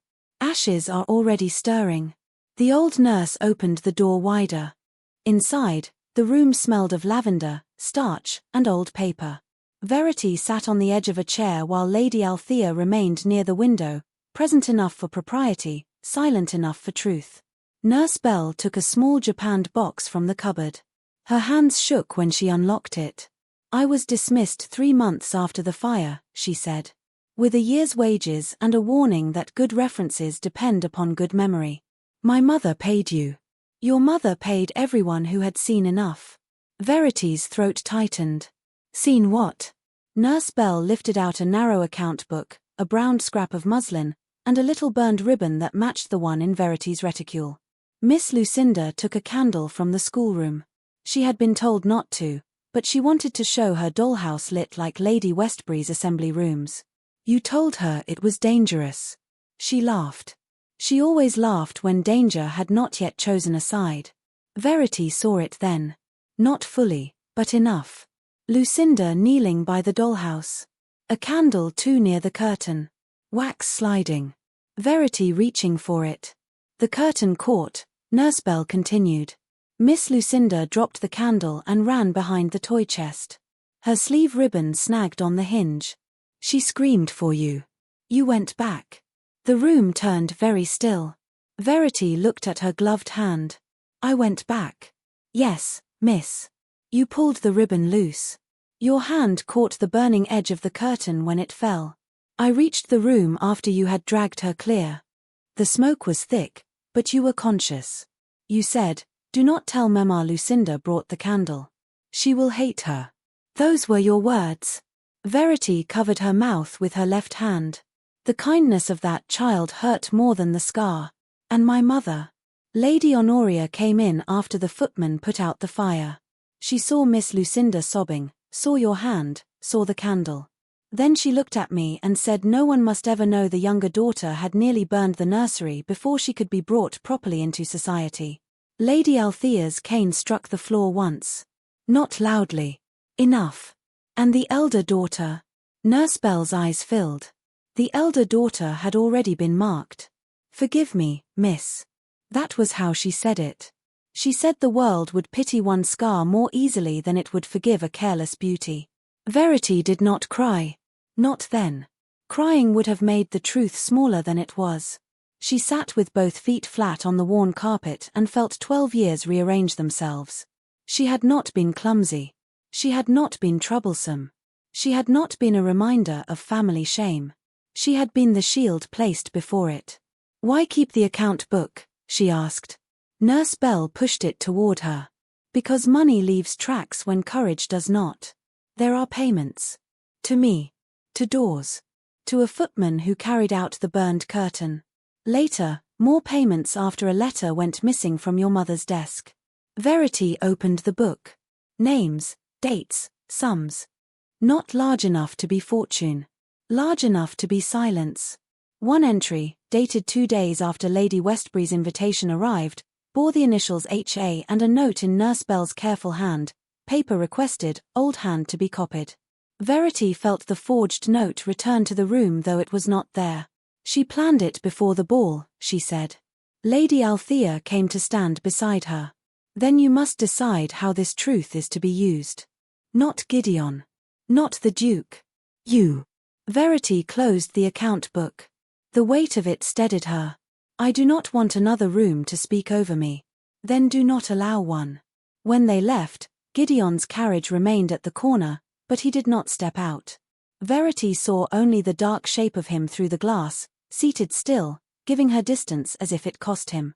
For the first time since the musicale, the hurt inside her eased by one thread. That evening, Lady Honoria waited in the drawing-room with Lucinda beside her and an envelope on the table. Her eyes went to the account book in Verity's hand. She knew. You have been busy, she said. So were you. Lady Honoria's smile was thin and bright. Tomorrow afternoon, several friends will call. Lady Fenton, Mrs. Harcourt, Lady Westbury, and others who matter. His Grace has also been invited. It is time this family settled its future. Lucinda looked as if she might be ill. Verity held the account book against her side. Whose future? Lucinda's, Lady Honoria said. And yours, if you are wise enough not to destroy what little remains to you. Verity thought of the child she had been, running back into smoke because her sister cried. Then she thought of the woman she was becoming, standing in a room where her mother expected silence and finding none left to give. No, she said. Tomorrow, we settle the truth. The morning of Lady Honoria's arranged gathering began with a knock on the Aveling front door that sounded less like a call than a verdict. Verity heard it from the small sitting room where she had spent the hour before breakfast sorting truth from fear. The account book lay open on the table before her. Beside it rested the scorched blue ribbon, Mrs. Dawes's note, and the torn ivory glove, its split leather flattened beneath a paperweight as if the object itself had been summoned to testify. Rain had washed the street clean overnight, and pale light entered through the windows with a cold honesty that made every polished surface appear too bright. Downstairs, the butler's voice murmured. Then came Lady Honoria's sharper reply, too controlled to be surprise and too swift to be welcome. Verity closed the account book but did not hide it. That small refusal steadied her more than prayer. A moment later, Lucinda appeared in the doorway, already dressed in a lavender morning gown, her face drained of the softness that usually made strangers forgive her before she spoke. "His Grace is here," she said. "With Lady Althea." Verity rose. "Then he may be shown in. Mamma says you are not to receive him alone." "Mamma is correct." Lucinda blinked, having expected rebellion and found propriety instead. Verity looked past her toward the hall. "You may remain, if you wish. Or Lady Althea may. I don't want to be here when he sees it all." "No," Verity said gently. "You did not want to be there when anyone saw it." Lucinda flinched, and Verity regretted the cruelty only because it was easy.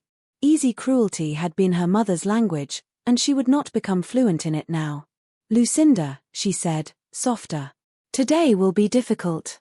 But difficulty is not the same as ruin." Her sister's mouth trembled. "It is for women, sometimes." Before Verity could answer, Gideon Vale entered with Lady Althea at his side. He bowed with faultless restraint, yet the room seemed to draw a breath around him. He was not dressed for a social call only. His dark coat was severe, his gloves immaculate, his expression composed to the point of pain.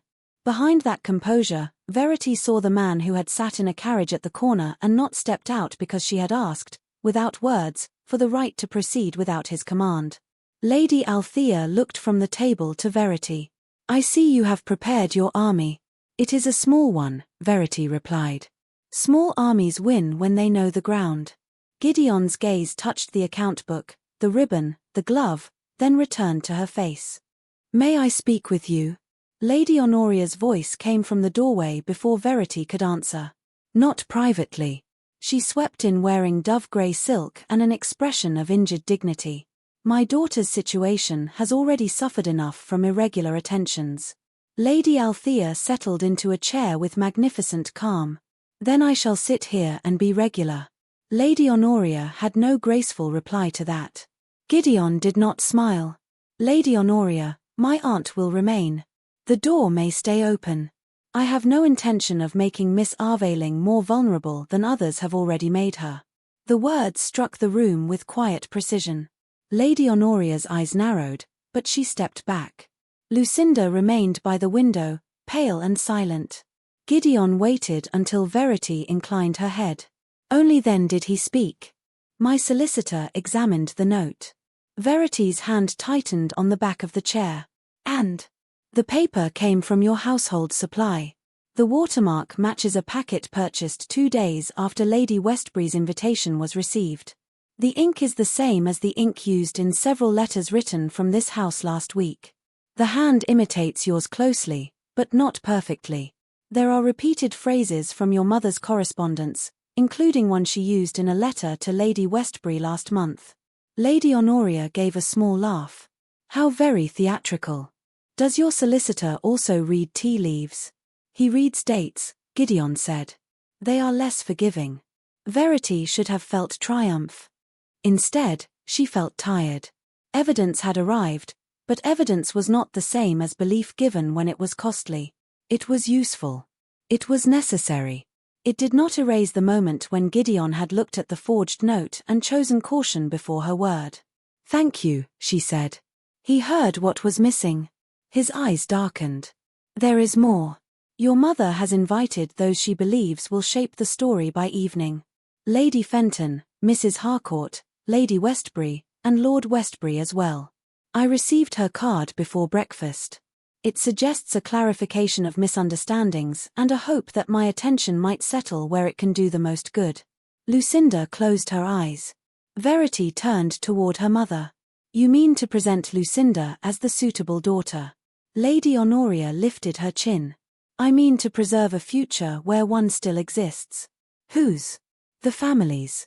"You use that word when you mean yourself." Lady Honoria's face hardened, but Gideon stepped forward before she could answer.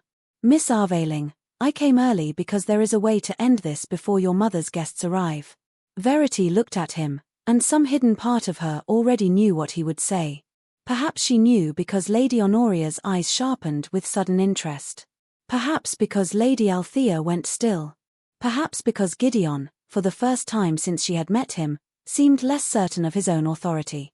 "If you will permit it," he said, "I will announce my intention to marry you." The room emptied of sound. Lucinda's hand flew to her mouth.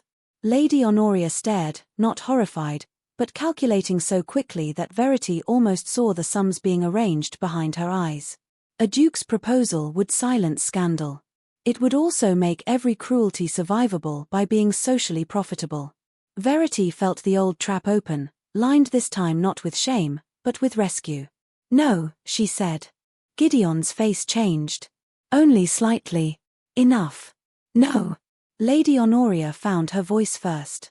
"Verity, do not be absurd." "I am not being absurd. A proposal from His Grace is not a biscuit you refuse because you are not hungry."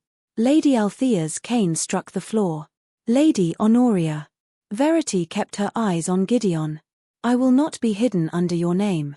That was not my intention. It would be the result. It would protect you." "From what?" she asked. "From the lies. From my mother. From the room downstairs. Perhaps.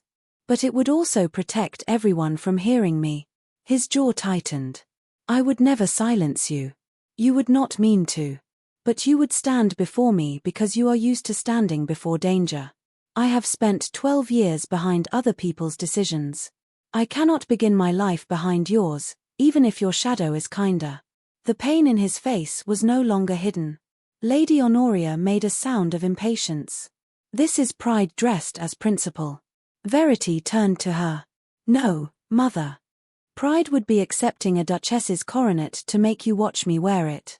Principle is refusing to become proof that no harm was done." Lady Althea's mouth softened. Lucinda began to cry silently, but Verity did not look away from Gideon. He took the blow as a gentleman should, without defending himself too quickly. "You are right," he said. Lady Honoria stared at him as if sanity had deserted the nobility. Verity's breath caught. "I tried to manage the truth because your pain frightened me," he continued. "Not because I doubted you. Because I believed I could spare you the worst of it if I controlled the order in which it appeared.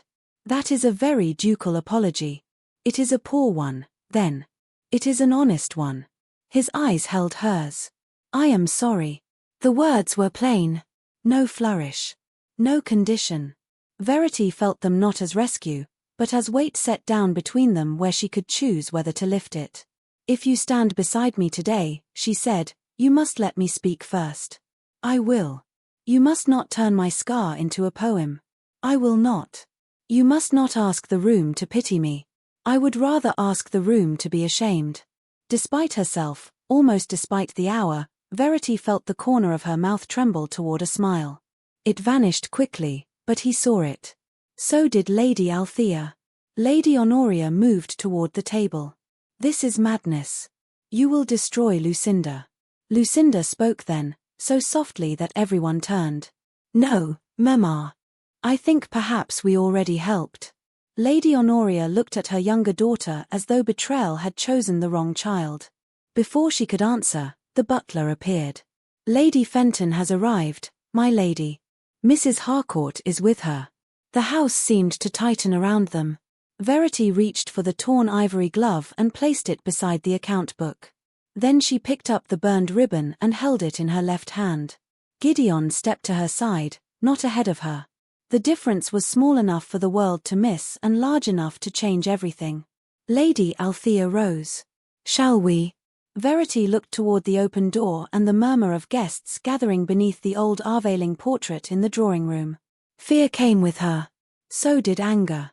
So did the memory of a child running back into smoke because love had once been stronger than self-preservation. She did not forgive Gideon yet. She did not accept him yet. But when he stood beside her and waited, she believed, for the first time, that a powerful man could choose not to take her voice as the price of giving protection. "Yes," Verity said, and lifted her chin. "Let them hear it from me." The Aveling drawing room had never seemed large to Verity before, but that morning it stretched like a courtroom built out of velvet, gilt frames, and old family pride. Lady Fenton sat nearest the hearth, her spine straight and her lorgnette resting on one gloved hand. Mrs. Harcourt occupied the chair beside her, round-eyed with the appetite of a woman who called cruelty concern when it was served with tea. Lady Westbury stood near the pianoforte, speaking in a low voice to her husband, while two other matrons murmured over cups they had not tasted. Above them all hung the family portrait painted before the nursery fire. In it, Verity stood at 12 with both hands visible, one resting protectively on little Lucinda's shoulder. Lucinda was all curls and ribbons. Lady Honoria stood behind them, one white hand placed lightly at each daughter's back, as if she had loved them equally before society taught her arithmetic. Verity stopped beneath that portrait with the torn ivory glove in one hand and the burned ribbon in the other. Gideon stood to her right, not ahead of her. Lady Althea took a place near the door, her cane angled before her like a border no one sensible would cross. Lady Honoria entered last, because she had always understood the usefulness of timing. "My dear friends," she said, with that sorrowful grace which had made so many people believe her gentleness was restraint rather than design. "I thank you for coming. This family has suffered a painful confusion, and I hoped, for my daughter's sake, that it might be resolved quietly among those whose judgment I trust." Mrs. Harcourt leaned forward at once. "Poor dear lady. It is always hardest when one's own child becomes the source of public difficulty." Verity felt Gideon go still. She did not look at him. If she did, she might borrow strength she had promised herself she would not steal. Lady Honoria sighed. Verity has never been an easy child to guide. Her sensibilities were affected after the fire, and though we have done everything possible to spare her embarrassment, recent events have encouraged fancies. "No," Verity said. The single word cut through the room with less volume than a spoon set down, but more finality. Every face turned. Lady Honoria's smile remained. "My dear, we agreed that I would explain. You decided it." "I did not agree." Lady Fenton lowered her lorgnette by an inch. Lady Westbury's expression sharpened. Verity unfolded the torn glove and laid it on the small table beside the tea service. The glove looked almost indecent there among porcelain cups and sugared biscuits, not because it was ugly, but because it was honest. "This was not an embarrassment," Verity said. "It was what remained when I helped a young lady at your ball and my mother ordered me to hide my hand." Lady Westbury flushed. "Miss Aveling, I did hear some talk of an accident, but I had not understood. No one was meant to understand," Verity said. Her voice trembled only once, on meant, and then steadied. "For 12 years, I was told my scar was a misfortune best forgotten. I was told I was delicate, dramatic, difficult, prone to drawing attention. Last night I was accused of arranging my own humiliation by means of a forged note." Lady Honoria lifted a hand to her breast. "Verity, don't make this uglier than it must be. It was made ugly long before I named it." Silence followed. Not the empty kind. The listening kind. Verity turned to the portrait. The painted Lucinda smiled down in a blue sash that matched the burned ribbon now resting against Verity's palm. "I remembered very little of the nursery fire. Smoke. Crying. A candle. A ribbon. I believed the gaps were my own weakness." She looked back at her mother. "They were not." Lady Honoria's eyes chilled. "You have been speaking with servants whose loyalty should have lasted longer than their usefulness." Lady Althea's cane struck the carpet once. "Careful, Lady Honoria. Loyalty is not the same as burial." Gideon said nothing, but his presence held the room in place. Verity took the account book from beneath her arm and set it beside the glove. Nurse Bell kept records. Payments made after the fire. Payments to those who saw which child took the candle from the schoolroom. Payments to those who knew which child was blamed by omission so the younger daughter's prospects would remain unmarked. Lucinda made a small sound from near the window. Until then, she had stood almost hidden by the curtain, pale and motionless, her hands twisted together without ribbon now to decorate them. Verity's gaze softened despite herself. Lucinda was a child. A frightened child. She did not decide what followed. "How generous," Lady Honoria said, the softness gone from her voice. "To destroy your sister while pretending to absolve her." Verity looked back. "I am not destroying her. I am refusing to carry her mistake as my nature." Mrs. Harcourt whispered, "Good heavens. Lady Fenton, older and less easily swayed by performance, leaned forward. Lady Honoria, is there truth in this account book? There is confusion, Lady Honoria said. Old servants exaggerate. Children misremember. A family under strain makes payments for many reasons. Gideon spoke then, his voice quiet enough to make denial difficult. My solicitor has examined the forged note presented at Lady Althea's musicale. The paper came from this house. The ink matches recent household correspondence. Certain phrases correspond with Lady Honoria's own letters. The imitation of Miss Aveling's hand is close because Miss Aveling has been required to copy family correspondence for years. Mrs. Harcourt's mouth opened, then closed without producing a useful sentence. Lady Westbury looked from Gideon to Lady Honoria with the alert dismay of a hostess realizing she had nearly lent her ballroom to a fraud. Lady Honoria, she said, you presented this as your daughter's instability. Because that is what I believed. No, Verity said. It is what you needed them to believe. Lady Honoria turned on her then, and for once the room saw the face Verity had known in private. Not the polished mother. Not the injured widow of reputation. A woman cornered by truth and furious that truth had found witnesses. You ungrateful girl, she said softly. Do you think society will love you for this? Do you think a scar becomes noble because a duke finds it interesting? I fed you, clothed you, kept you beneath my roof when another family might have sent you away for less. Verity's heart hurt, but it did not fold. You kept me near because I was useful. You were protected. I was hidden. You were spared. I was silenced. Each answer came quicker than the last, not shouted, not theatrical, but clean.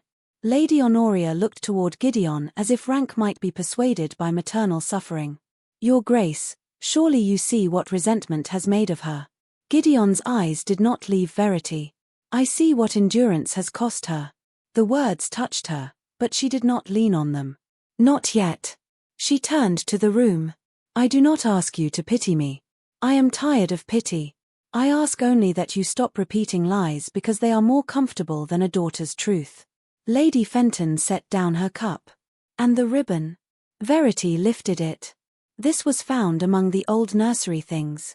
Mrs. Dawes sent it to me. Nurse Bell confirmed it matched the ribbon caught on Lucinda's sleeve the night of the fire.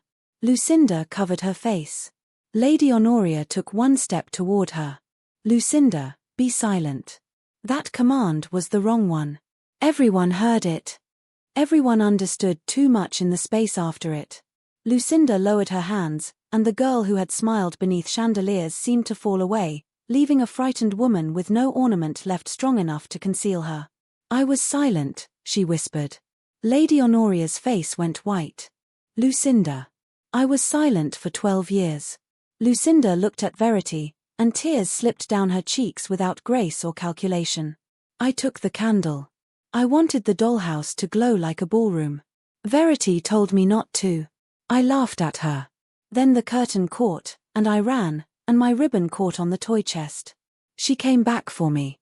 No one moved. The house itself seemed to hold still around the confession. Lady Honoria's hand tightened around the back of a chair. You were a child. You remember nothing clearly. Lucinda shook her head. I remember enough.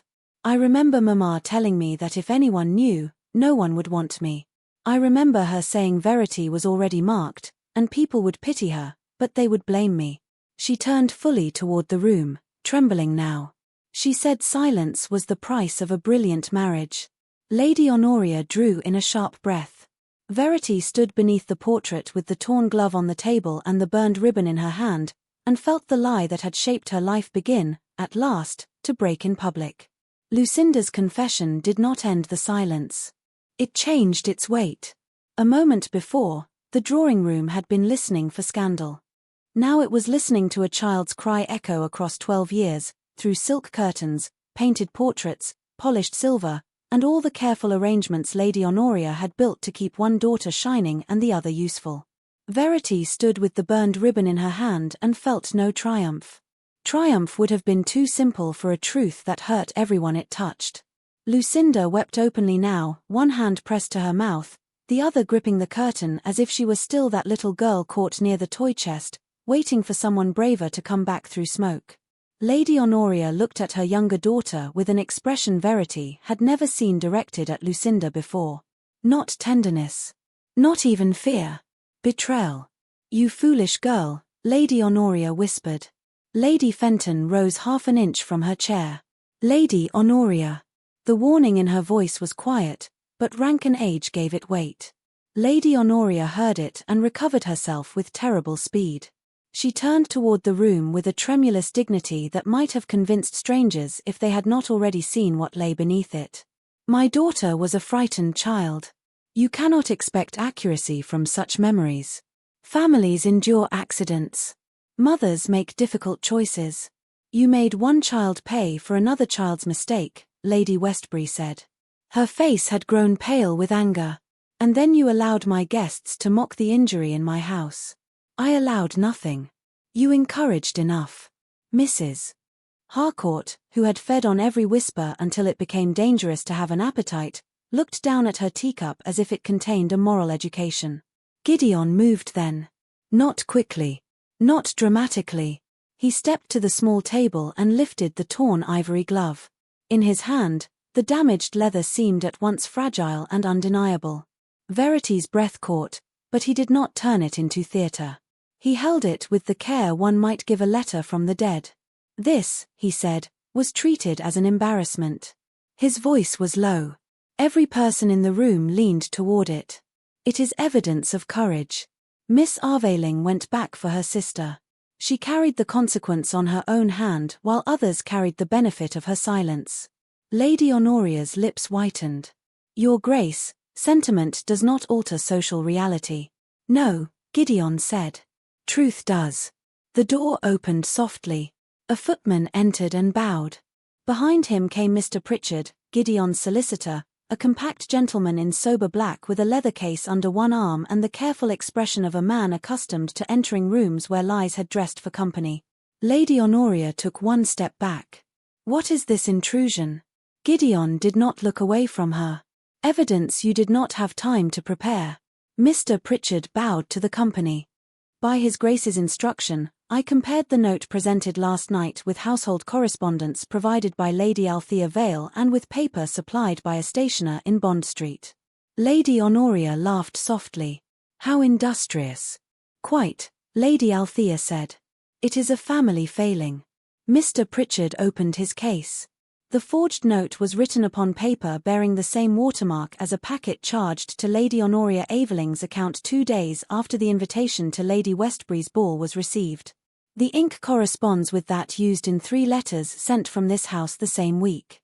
Certain phrases are repeated from Lady Honoria's own hand, including the expression where benevolence may be observed without impropriety. That phrase appears in the forged note and in a letter addressed to Lady Westbury. Lady Westbury's eyes flashed. "I received such a letter." Lady Honoria lifted her chin. "Coincidence?" "There is more," Mr. Pritchard said. He opened the account book Nurse Bell had kept. Several payments were made after the nursery fire to servants no longer employed here. Similar payments were made again in recent days. One entry refers to paper requested and an old hand to be copied. Lucinda sank into a chair. "Mamma." Lady Honoria turned on her. "Do not speak." Verity stepped toward her sister, not to shield her from consequence, but to stop the old command from ruling the room again. "No. Let her speak if she chooses." Lucinda shook her head, sobbing too hard for words. Lady Honoria faced Verity then, and all pretense left her. "Do you understand nothing? I saved this family.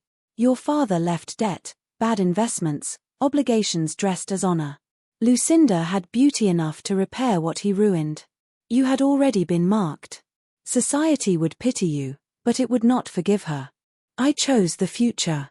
You chose usefulness over love," Verity said. "Love does not pay creditors." The room recoiled, not loudly, but completely. There it was. The motive stripped of lace. Lady Fenton stood. "Lady Honoria, I believe we have heard enough. You will cast me off for preserving my daughters?" "No," Lady Fenton said. for sacrificing one and selling the other's innocence as charm. Lady Westbury crossed the room to Lucinda, who stared up in stunned misery. Miss Lucinda, you will not be introduced again as a prospect for his grace under my roof. Not now. Not after this. Lucinda flinched but nodded. I know. Mrs. Harcourt rose, suddenly eager to be on the correct side of virtue. This is most distressing. I had no notion. Lady Althea looked at her. You had notions enough when they were cruel. Mrs. Harcourt sat back down. Gideon placed the torn glove gently on the table before Verity. Then he turned to Lady Honoria. Mr. Pritchard will speak with your family's man of business. If there are debts pressing upon this household, they will be placed under proper oversight. Not to reward deception, but to prevent Miss Aveling from being threatened with destitution for telling the truth. Lady Honoria's eyes burned. You have no right. I have influence. You have made a career of respecting it. That silenced her. The words were not shouted. They did not need to be. Lady Honoria's punishment began in that room, not with chains or spectacle, but with something she feared more. Witnesses. Lady Fenton would not receive her as before. Lady Westbury would not lend her ballroom to another scheme. Mrs. Harcourt would repeat the story because she could not resist a story, but this time the shame would have a different address. Lucinda's glittering path toward a ducal marriage had closed, and the Aveling finances would no longer be a weapon held over Verity's head. The room had turned. Verity felt it, and the feeling did not make her taller. It made her sad. So much pain had been required for ordinary truth to be granted a chair. Gideon faced her then, and everything else seemed to draw back by a breath. He did not kneel. He did not perform tenderness for the women watching. He stood before her with the torn glove between them and the humility of a powerful man choosing not to use power as a substitute for feeling. Miss Aveling, he said, I was wrong to believe caution could stand in the place of trust. Verity's throat tightened. Yes. A faint, painful warmth moved through his eyes. I will not ask you again to let my name cover the wound others gave you. I ask only whether, when you are ready and under whatever propriety you require, you will permit me to court you honestly. Lady Honoria made a sound as if the last of her plans had struck stone. No one listened. Verity looked at the glove. The split seam. The old stain. The shape of her scar pressed into leather by years of hiding. Then she looked at Gideon. You may court me, Your Grace, if you remember that I am not something you found broken. His answer came at once, quiet and absolute. No. You are the woman who survived being made useful to everyone but herself. Verity did not smile. Not yet. The moment was too deep for smiling. But she placed her bare right hand, scar visible, beside the torn glove on the table. For the first time in 12 years, no one told her to cover it.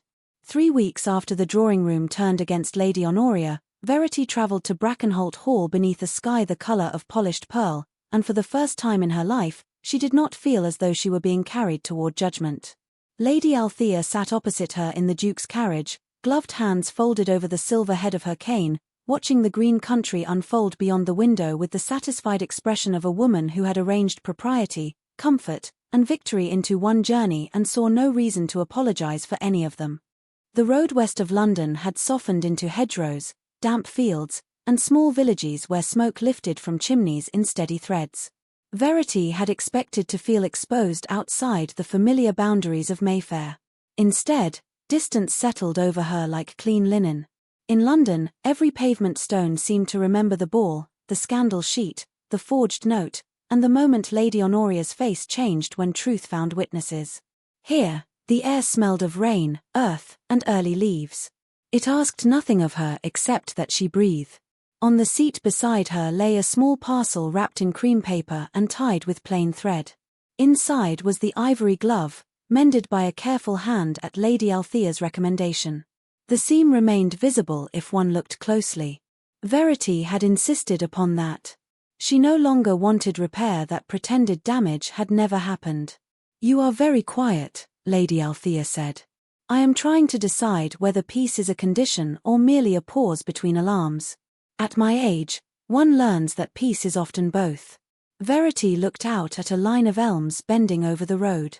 That is not as comforting as you intended. I rarely intend comfort first. It makes people suspicious. Verity smiled. The expression came more easily now, though not carelessly. Much had changed in 3 weeks. The Morning Post had mentioned, with elegant restraint, the Duke of Lox-mere's marked attention to Miss Verity Aveling following the clarification of certain unfortunate rumours. Lady Westbury had called personally and stayed 20 minutes longer than politeness required. Lady Fenton had sent a note that did not ask for forgiveness but did offer respect, which Verity found the more useful gift. Mrs. Harcourt had repeated the story across 3 drawing rooms, each time making herself less wrong in the telling, but even that had served its purpose. London now knew that Miss Aveling had carried a scar earned in courage, not disgrace. London also knew that Lady Honoria had carried debts, schemes, and a willingness to spend one daughter's dignity for the other's advancement. Mr. Pritchard had placed the Aveling accounts under the oversight of trustees appointed by relatives too respectable to be ignored and too cautious to be deceived. Lady Honoria still resided in the Mayfair house, but her invitations had thinned. Her power had not vanished in one grand stroke. It had diminished in the way social power often did, by empty chairs, unanswered notes, and women who no longer leaned close when she spoke. Lucinda had been sent to stay with a widowed aunt in Kent, not as exile, Verity had been told, but as respite. 2 days before Verity left London, a letter had arrived in Lucinda's hand. It had not asked to be forgiven. That was why Verity had read it twice. I let you be made less so I might be wanted more, Lucinda had written. I was a child when it began, but I was not a child when I let it continue. I don't know how to ask you to forgive me without making that another burden, so I won't. I am sorry, Verity. I am sorry you came back for me and I did not come forward for you. Verity had folded the letter and placed it in her desk, not with the evidence, but not with keepsakes either. Somewhere between. A place for truths not yet healed. Brackenholt Hall appeared beyond a rise in the road, built of honey-coloured stone with ivy trimmed carefully away from tall windows. It was grand without ostentation, wide-shouldered and old, set among lawns that rolled toward a line of dark woods. Verity had visited country houses before, but always as someone attached to another woman's purpose. A companion. A sister. A daughter placed where she caused least disturbance. Today, the carriage stopped before the entrance, and Gideon Vale himself came down the steps before the footman could open the door.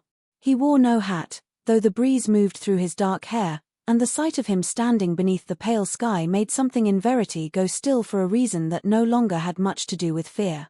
He bowed first to Lady Althea, then to Verity. Miss Aveling. Your Grace. Lady Althea sighed as she accepted his hand to descend. If you two intend to spend the afternoon addressing one another like rival ambassadors, I shall require stronger tea. Gideon's mouth moved as if it considered becoming a smile. Welcome home, Aunt. Do not flatter me with possession. I am here to preserve appearances and inspect your cook. He turned to Verity then, offering his hand not to claim but to assist. She placed her bare right hand in his. No glove covered the scar.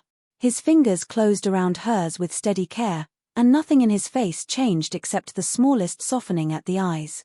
That was how she knew he had seen. That was how she knew he would not make a speech of it. The entrance hall of Brackenholt was bright with afternoon light and smelled faintly of beeswax, stone, and fresh flowers. Servants stood in a neat line to greet them, but no one stared at her hand. Whether from training, loyalty, or Lady Althea's rumoured threats, Verity did not know and did not ask.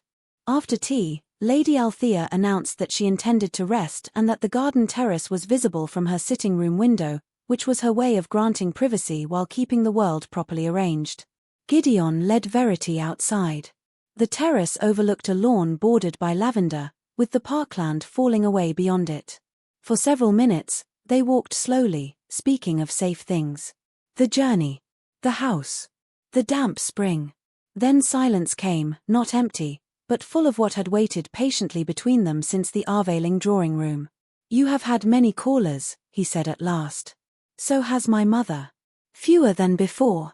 Does that satisfy you? Verity considered. No. Satisfaction sounds too sharp.